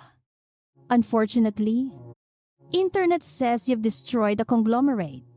"Efficient." "Also, apparently Camille stole 20 million pesos from orphans." Bella stared at him. "There aren't even 20 million pesos missing." "I know. Never underestimate thumbnails." He looked at the photographs on the monitor. "You're editing again?" "Yes." "Good." Bella gave him a warning look. "Don't turn this into a motivational speech." "I was going to ask if you wanted the old commercial client list." She paused. "Maybe." Nico smiled. That's all. 2 days later, the audit produced its first important finding. CL Rouge had charged above market rates on 2 events, but no evidence yet showed money flowing back to Camille or Gabriel. Miguel Soriano had properly registered the company and delivered actual services. The problem was conflict disclosure, weak procurement, and the manipulated approval routing. More serious for Gabriel was the travel review. Approximately 4 million pesos in personal or inadequately supported expenses across several trips were identified for repayment or further classification. It was embarrassing, but not the massive embezzlement scandal social media imagined. Bella was relieved. Not because Gabriel looked better, because reality was smaller than rumor. Then Lara called again. There's one more thing. Bella closed her eyes. You need a different opening sentence. I know. What now? The foundation approvals weren't the only use of your name. Bella's stomach tightened. There's an image licensing agreement connected to the anniversary campaign. Bella frowned. My photographs? Yes. What about them? Monteverde Communications has been using a portfolio of your early company photographs for brand materials. I know. I licensed those years ago. The agreement expired 18 months ago. Bella became still. What? It was renewed. By whom? A house? An authorization was submitted in your name. Bella's eyes narrowed. I never renewed it. Lara continued. The renewal granted broad commercial use for 5 years. Bella stood slowly. Who signed? Digital approval through the same delegated system. For several seconds, Bella could not speak. The photographs on the anniversary screen. The first office. The groundbreaking. The early team. Her work. The images that had helped build Gabriel's corporate story. All still being used under a license she had never knowingly renewed. How much was I paid? Nothing under the renewal. It was structured as a zero-fee family contribution to the company archive. Bella laughed. This time, there was no humor at all. Her marriage had used her face. The company had used her name. And now she discovered it had continued using her art as though access to Isabela Mendoza was simply part of being married to Gabriel Monteverde. When does the current campaign usage end? She asked. Legally? That depends on whether the renewal is valid. Bella looked around her old studio at the photographs leaning against the walls. For the first time since the gala, anger felt simple again. Not reckless. Clear? Tell corporate counsel I'm disputing the renewal. Effective immediately. Yes. That could require the company to pull a lot of anniversary and heritage materials. Bella looked at the screen displaying one of her earliest photographs of Gabriel in his first office. Then they can learn what the company looks like without borrowing my eyes. Kinabukasan, 9:00 ng umaga. Dumating si Bella sa opisina ng Monteverde Communications, kasama si Attorney Mara. Hindi na siya nakasuot ng simpleng photographer outfit. Naka-white blouse siya, dark trousers at isang structured black blazer. Habang hawak ang isang leather folder na puno ng mga lumang licensing agreements.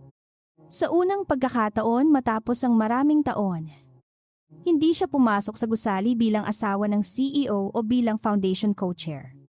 Pumasok siya bilang may-ari ng intellectual property na gustong bawiin ang karapatang matagal nang ginagamit ng kumpanya nang hindi niya alam. Sa reception area, nakilala pa rin siya ng ilang employees. May mga bumati, may ilang yumuko, at may iba namang agad umiwas ng tingin. Bella did not blame them. Sa loob lamang ng 2 araw, ang mukha niya ay naging headline sa buong bansa.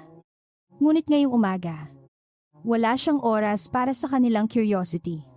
Sa conference room, naghihintay si Corporate Counsel Daniel Reyes kasama ang Head of Communications at 2 legal associates.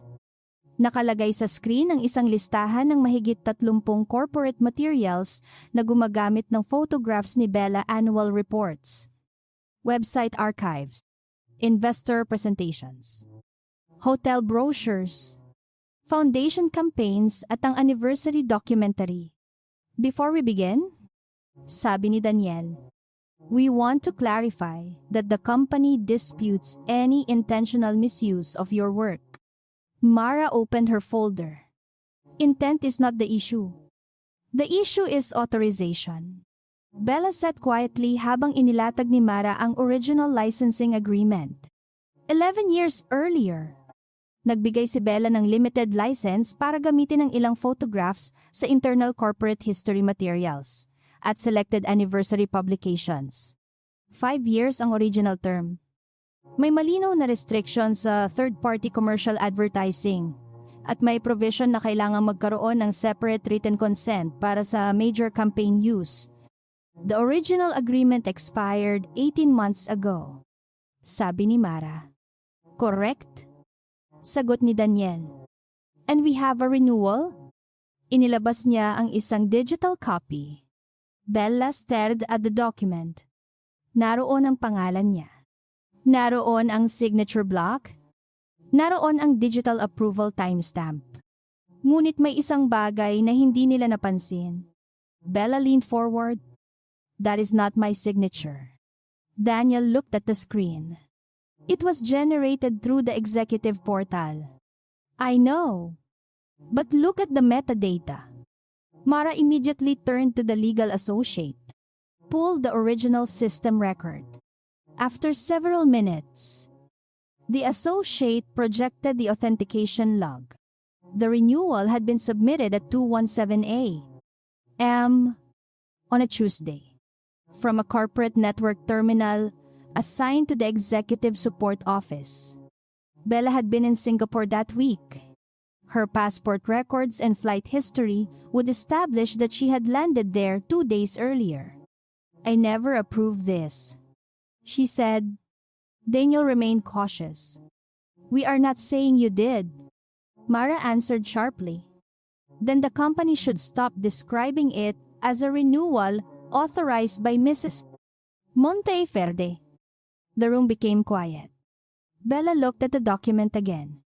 5 years of commercial use. 0 payment. Broad rights. No limitation on digital advertising.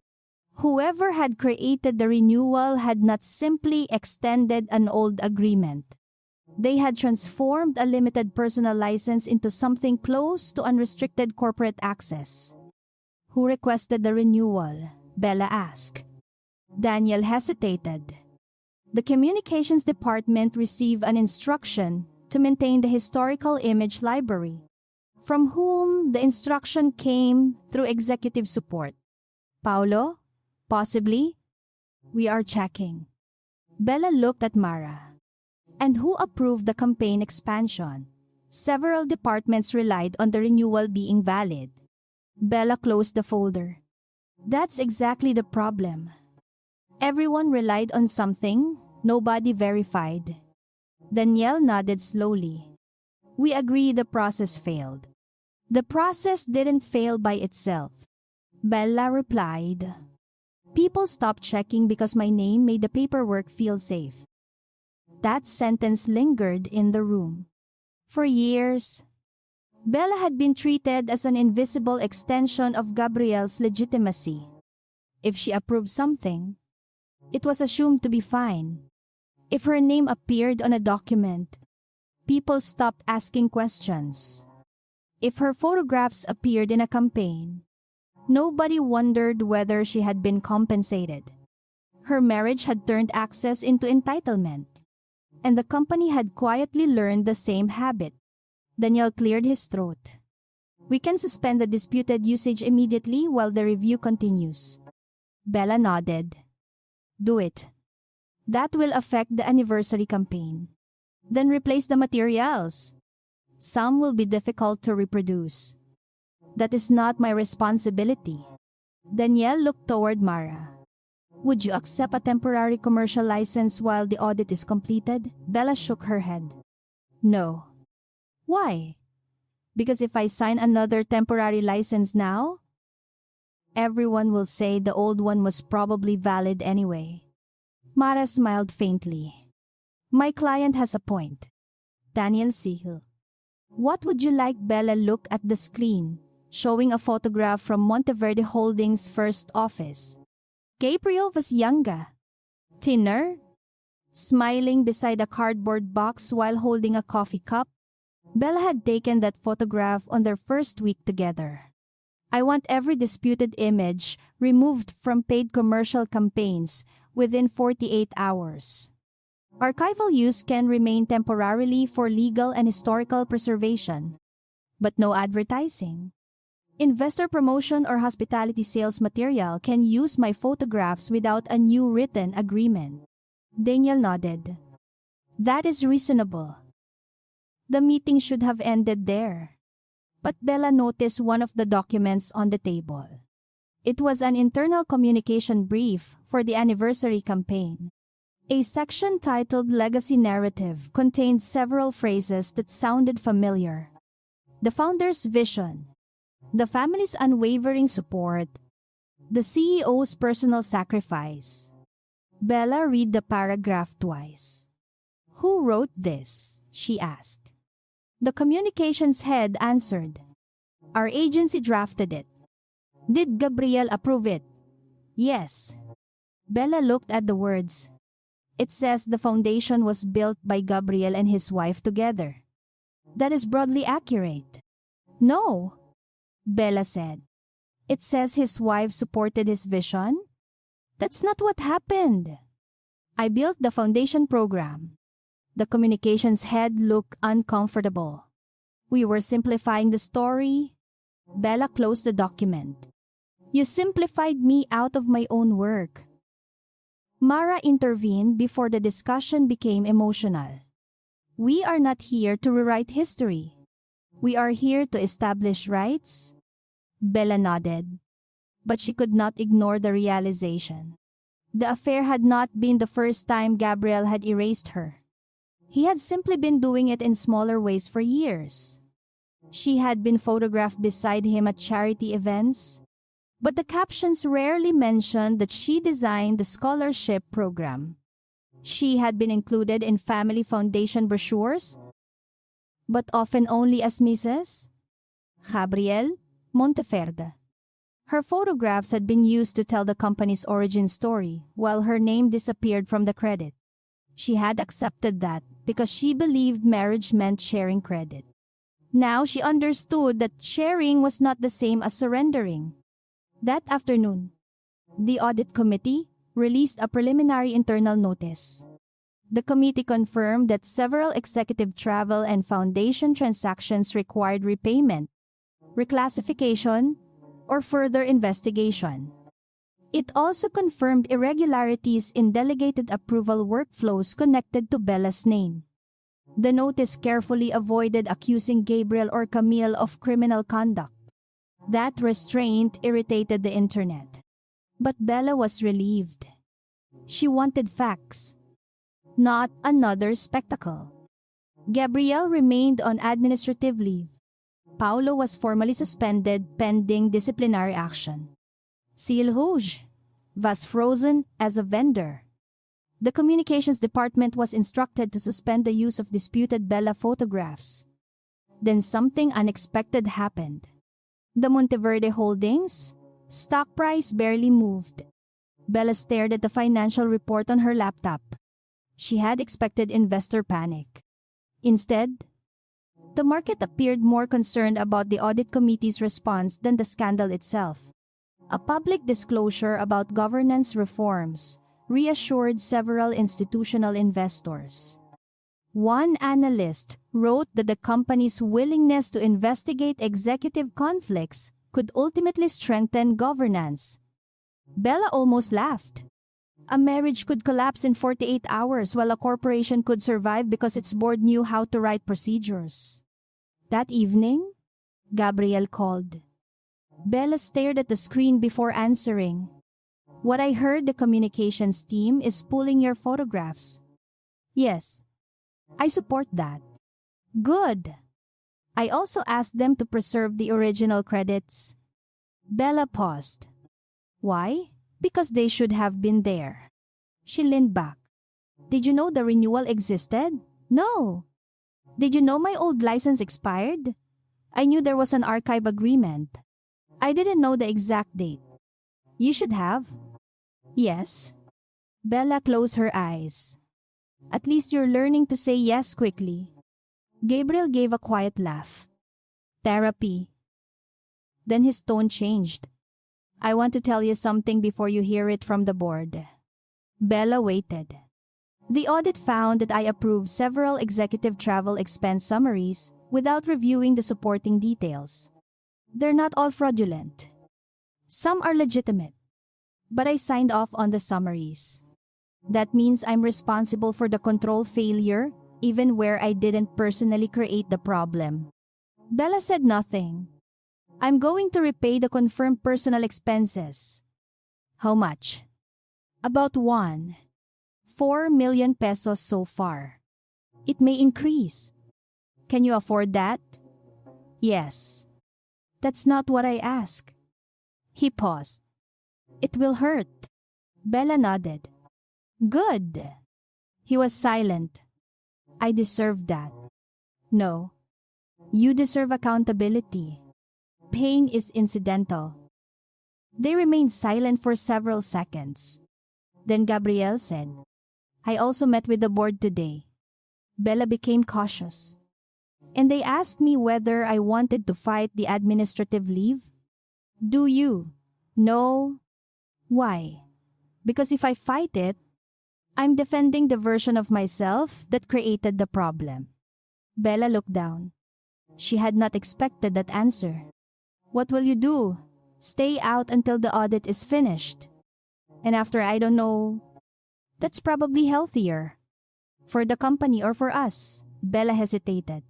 Both? After the call ended, Bella opened her old photography archive. She had thousands of photographs from the first decade of Monteverde Holdings. Many were personal. Some were professional. Some were both. She began sorting them into 3 folders: my work, joint family archive, and corporate materials. It took 6 hours. By 2 in the morning, she had identified 417 images that had been used commercially without a clear current license. Some were trivial website thumbnails. Others appeared on luxury resort advertisements generating millions in revenue. The next morning, Bella sent the list to Mara. Mara called her 10 minutes later. Do you realize what this means? Yes. You could potentially demand licensing fees for every unauthorized commercial use. I know. You could negotiate a substantial settlement. I know. Are you going to...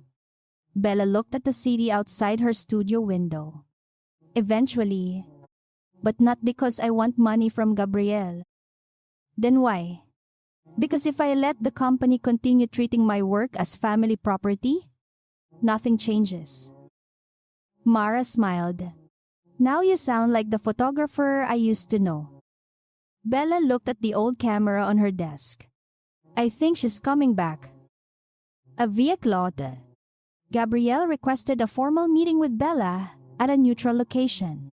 She agreed only if Mara could attend for the first 30 minutes and if the conversation remained personal rather than corporate. They met at a quiet cafe in Makati. Gabriel arrived without assistance, security, or his usual corporate phone. He looked tired. But more importantly, he looked unprotected. Bella noticed immediately. I'm not here, to ask you to come back, he said. Good. I'm not here to ask you to drop the licensing dispute. Good. I'm here because I realized something. Bella waited. You were never just my wife. She almost laughed. That took you 11 years. I know. She gave him a look. He corrected himself. I understand why you hate that phrase. Continue. You had your own career. You built the foundation. You built the photography archive. You helped me when the company was small.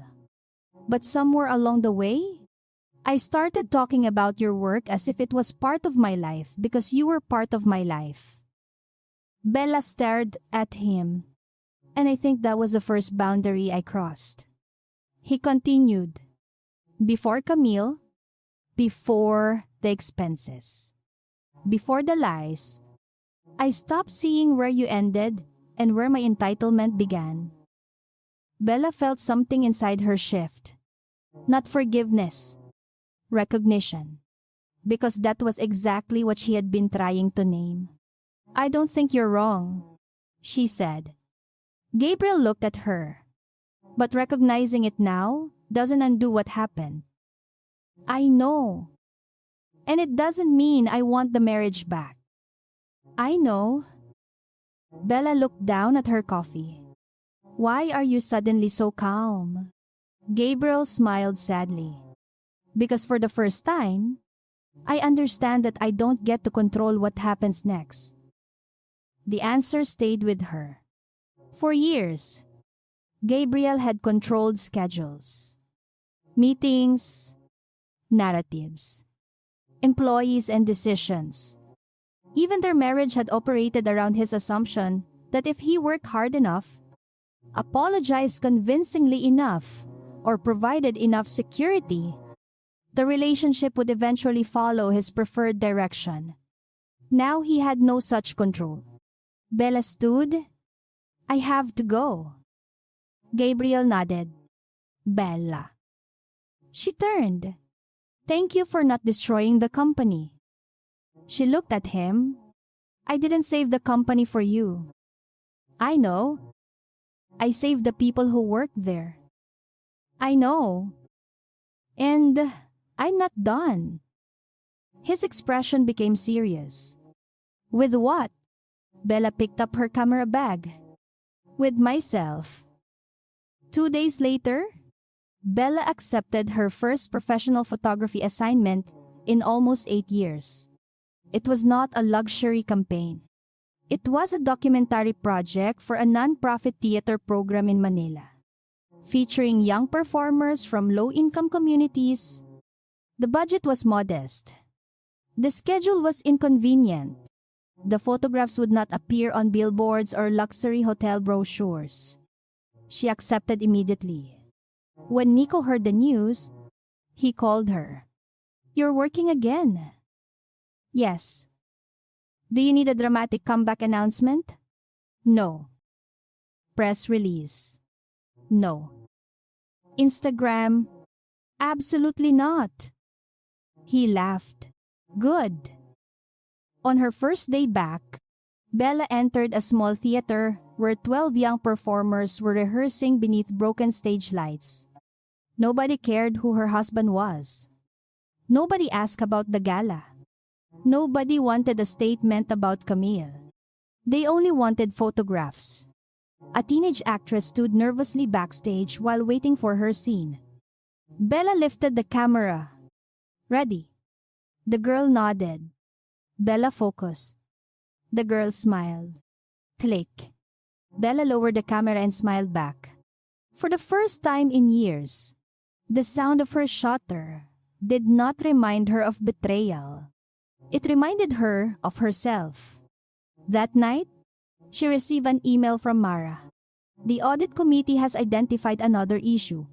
The image licensing irregularities appear connected to a broader internal practice involving executive family assets. Your photographs may not be the only personal property used without proper authorization. Bella read the message twice. Then another attachment appeared. A spreadsheet. Dozens of names. Watches. Vehicles. Artwork. Private event spaces.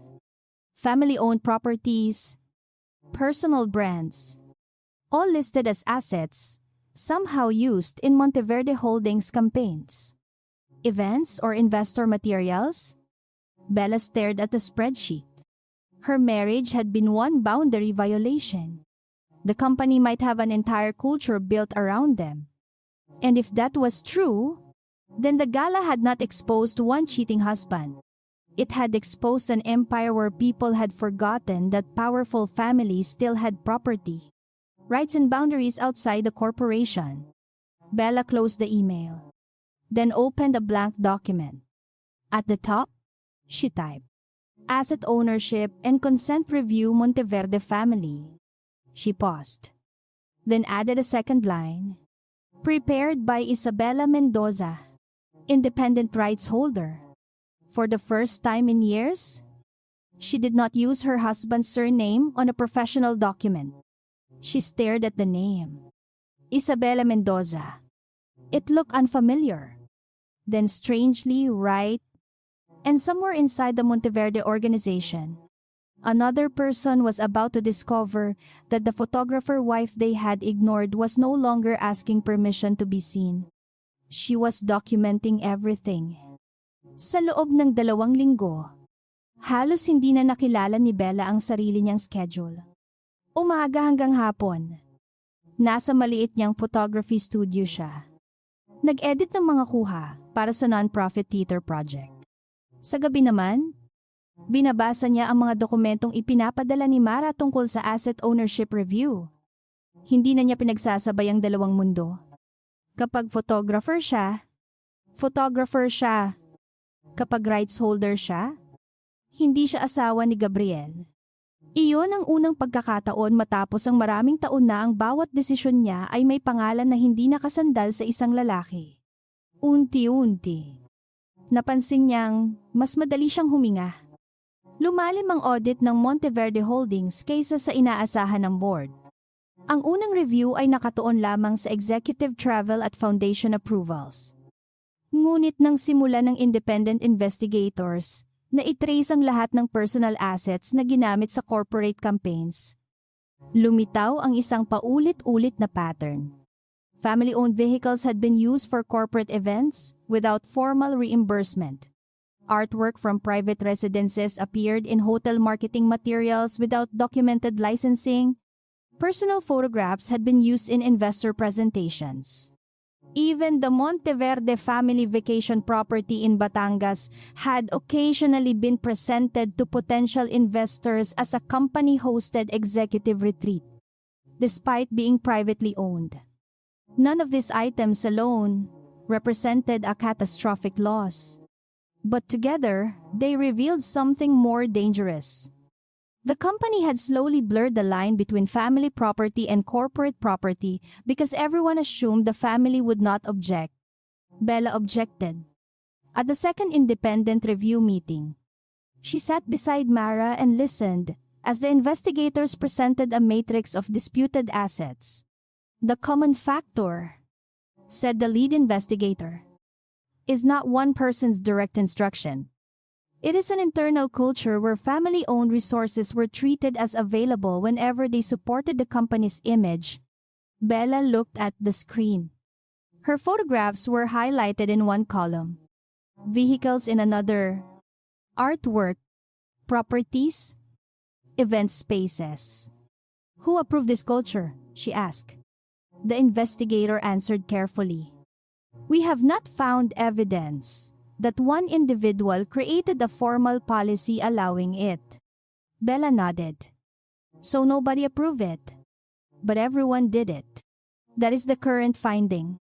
She looked toward the board representatives. Then the company needs to understand that everyone did it is not a defense. It is the problem. Gabriel attended the meeting virtually. He remained on administrative leave, and the board had not yet decided whether he would return as CEO. He listened without interrupting while the investigator explained that several of the disputed practices had occurred under his tenure but could not all be attributed directly to him. When the meeting reached the photographs, Gabriel finally spoke. "I want to clarify something." Bella looked at the screen. "Go ahead." "I never intended for Bella's work to be treated as company property." Bella answered calmly. "Intent is not enough." He nodded. "I know. I'm saying the system became comfortable using whatever was available because nobody expected me to object." The investigator asked, "Would you have objected if someone had told you?" Gabriel paused. "Probably not." Bella looked at him. "That answer matters more than the first one." The board eventually reached a decision. Gabriel would not return as CEO. He would remain a minority shareholder and could continue serving as a non-executive advisor for a limited transition period. But he would no longer control daily operations. The company would appoint an independent chief executive with no family relationship to the board. A new asset use policy would require written consent for all personal property used in corporate activities, regardless of family relationship. Related party transactions would require independent approval. Executive assistants could no longer route approvals on behalf of directors or family principals without direct authentication. Every corporate campaign using personal creative work would require a valid licensing agreement. When Arturo Lim announced the decision to Gabriel, he accepted it without protest. "Do you want to appeal?" Arturo asked. "No." "You realize this is permanent?" "Yes." "You built this company." Gabriel looked at the office window. "I helped build it." Arturo studied him. That distinction came late. Gabriel smiled faintly. "Late is better than never." Camille's outcome was less dramatic but equally definitive. The investigation found no evidence that she had received direct payments from CL Rouge or knowingly participated in the misuse of Bella's digital approval. However, she had recommended her cousin's company without a formal related party disclosure and had continued a personal relationship with the CEO while negotiating business matters. Her employment contract was terminated by mutual agreement. She received no public condemnation from the company. In a short statement, Monteverde Holdings said only that it had completed an internal review and that all parties were moving forward separately. Bella appreciated the restraint. She did not want Camille turned into a monster simply because she had been part of the affair. Several months later, Bella received an unexpected email from Camille. There was no request for forgiveness and no attempt to reopen the relationship between them. It simply said, "I left corporate partnerships. I'm joining a small creative agency. I hope that someday I can build something that belongs to me without borrowing someone else's influence. I know I don't deserve a response, but I wanted you to know." Bella read it twice. She did not reply immediately. The next morning, she wrote, "Then build it yourself. That is probably the only apology that matters now." Camille responded with a single sentence, "I will." The legal dispute over Bella's photographs took another 6 months. In the end, Monteverde Holdings acknowledged that the 5-year renewal had not been properly authorized. The company removed the disputed commercial materials, credited Bella for historical work, and negotiated a new limited license only for archival corporate history. The settlement included backdated licensing fees for certain commercial uses, but Bella insisted on a separate clause. Her name had to appear wherever her photographs were used publicly in the approved archive. Not Mrs. Gabriel Monteverde. Not Monteverde Family Archive. Isabella Mendoza. Photographer. When the final agreement arrived, Mara asked whether Bella wanted to negotiate more money. Bella shook her head. "The amount is fair. You could ask for more." "I don't need more." Mara smiled. "You finally learned the difference between value and price." Bella looked at the contract. I think I'm still learning. Her photography career began growing faster than she expected. The nonprofit theater project became a long-form visual essay. A magazine published several images. Then, an international cultural organization invited her to document community theaters across Southeast Asia. Bella accepted. She traveled to Manila, Cebu, Bangkok, Kuala Lumpur, and Jakarta, photographing people who built stages in schools, warehouses, churches, and abandoned buildings. Her work was no longer associated with Gabriel.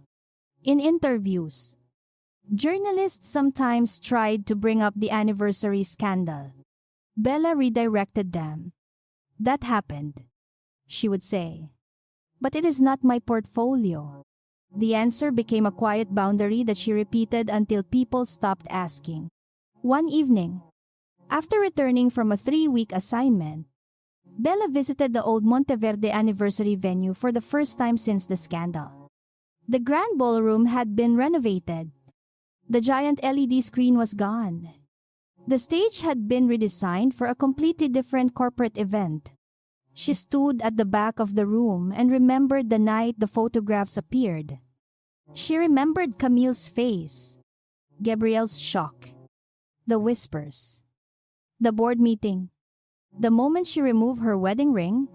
For months, she had thought of that night as the moment her life broke. Now, she saw it differently. It was the moment she stopped helping other people maintain a picture that no longer matched reality. Gabriel was there too. He had not known she was coming. He was attending a small advisory meeting for the company's historical foundation, now separated from the corporate board. When he saw her, he stopped. "Hi." Bella smiled slightly. "Hi." They had not spoken in person for almost 4 months. The distance had done something unexpected. It removed the urgency. Gabriel no longer looked like the man who could solve every problem. Bella no longer looked like the wife waiting to be chosen. They were simply two people who had once loved each other deeply and had failed to protect that love. "How's the photography?" he asked. "Busy." "Good." "How's the company?" "Different." She nodded. "That's probably good." "It is." They stood quietly. Gabriel looked toward the empty stage. "Sometimes I still think about the night of the anniversary," Bella answered. "So do I. I used to think you ruined my life that night." Bella looked at him. And now he smiled sadly. "Now, I think you stopped me from ruining it completely." She did not know what to say. Gabriel continued. "I spent years thinking control meant protecting people. Actually, it meant protecting myself from hearing things I didn't want to hear." Bella nodded. "That sounds right. Therapy helped." "Good. Not enough to get you back." "No. I know." There was no bitterness in his voice. Bella appreciated that. "I'm not asking anymore," he said. "Not because I don't love you. Because I finally understand that loving someone doesn't give you a claim on their future." Bella looked at him for a long moment. "That is probably the first thing you've said that makes me believe you actually changed." He smiled. "That might be the nicest thing you've said to me in a year. Don't get used to it." They both laughed. Gabriel reached into his jacket and pulled out a small envelope. Bella immediately became cautious. "What is that?" "Your old studio keys." She frowned. "Why do you have them? You left them in the apartment storage years ago." "I found them when I moved." He placed the envelope on a nearby table rather than handing it directly to her. "The studio lease is yours." "I renewed nothing. I transferred no rights. It is completely separate from me now." Bella stared at the envelope. "Thank you." "You're welcome." She picked it up. Gabriel. Yes. I hope you build something that belongs to you too. He smiled. I'm trying. Bella walked toward the exit. Outside, Manila traffic moved beneath the evening lights. Her phone vibrated. Nico had sent a message. Flight to Cebu is at 6 a.m. Don't forget your batteries this time. Bella smiled and replied, I'm a professional now. Then, another message arrived from Mara. Your exhibition proposal was approved. Opening date, October 14. Bella stopped walking. Her first solo exhibition in almost a decade. She stared at the message, then looked down at the camera bag over her shoulder. For years, she had photographed everyone else's milestones. Gabriel's first office, his first major contract, their wedding, their anniversary, the company's growth, the foundation's projects, the lives of people around her. She had spent years standing behind the camera while other people became the story. Now the gallery would carry her name. Not his. Not theirs. Hash. The exhibition was titled Outside the Frame. The opening night was crowded. Artists, photographers, journalists, theater workers, foundation leaders and young students filled the gallery.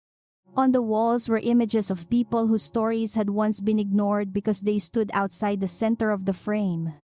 A stagehand carrying heavy equipment. A dancer practicing alone after everyone had left. An elderly costume maker repairing a torn dress. A child staring through a theater curtain before walking on stage. A woman standing in an empty community hall after a storm. None of the photographs were about Gabriel. None needed to be. In the center of the gallery hung one final image. It was a photograph of Bella herself. Not a glamorous portrait, not an anniversary photograph. It showed her standing behind the camera, reflected faintly in the glass of an empty theater door. Her face was not fully visible. One hand held the camera, the other was relaxed at her side. The photograph had been taken by a young theater actress from the non-profit project. The girl had asked Bella, "Can I take one of you?" Bella had almost refused.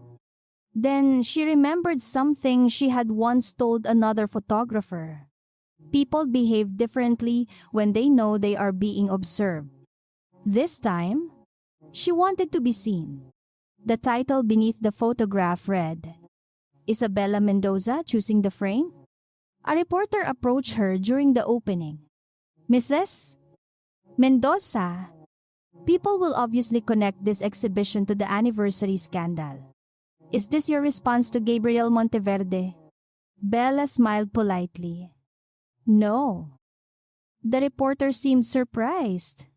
Then what is it? Bella looked around the gallery.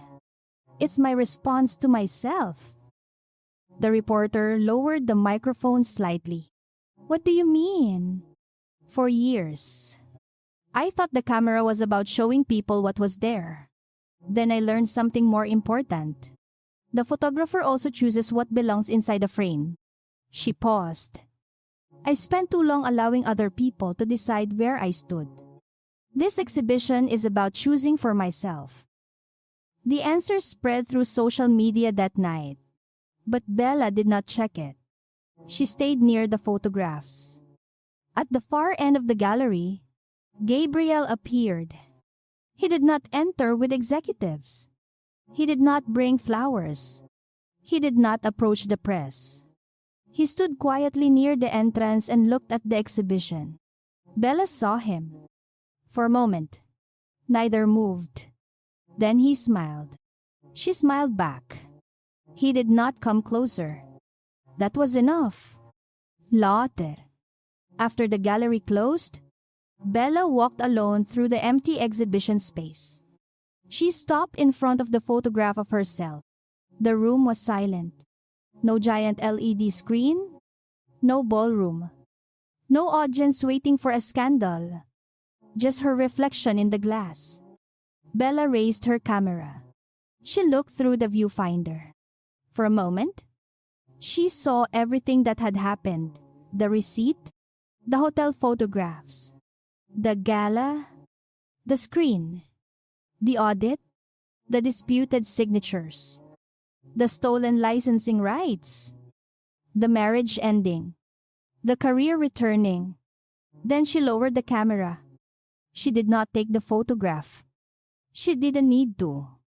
Some moments were meant to be remembered without being captured. The next morning, Bella boarded a flight to Cebu for her new assignment. She sat by the window while Manila disappeared beneath the clouds. Her camera bag rested securely beside her. Her passport carried her own name.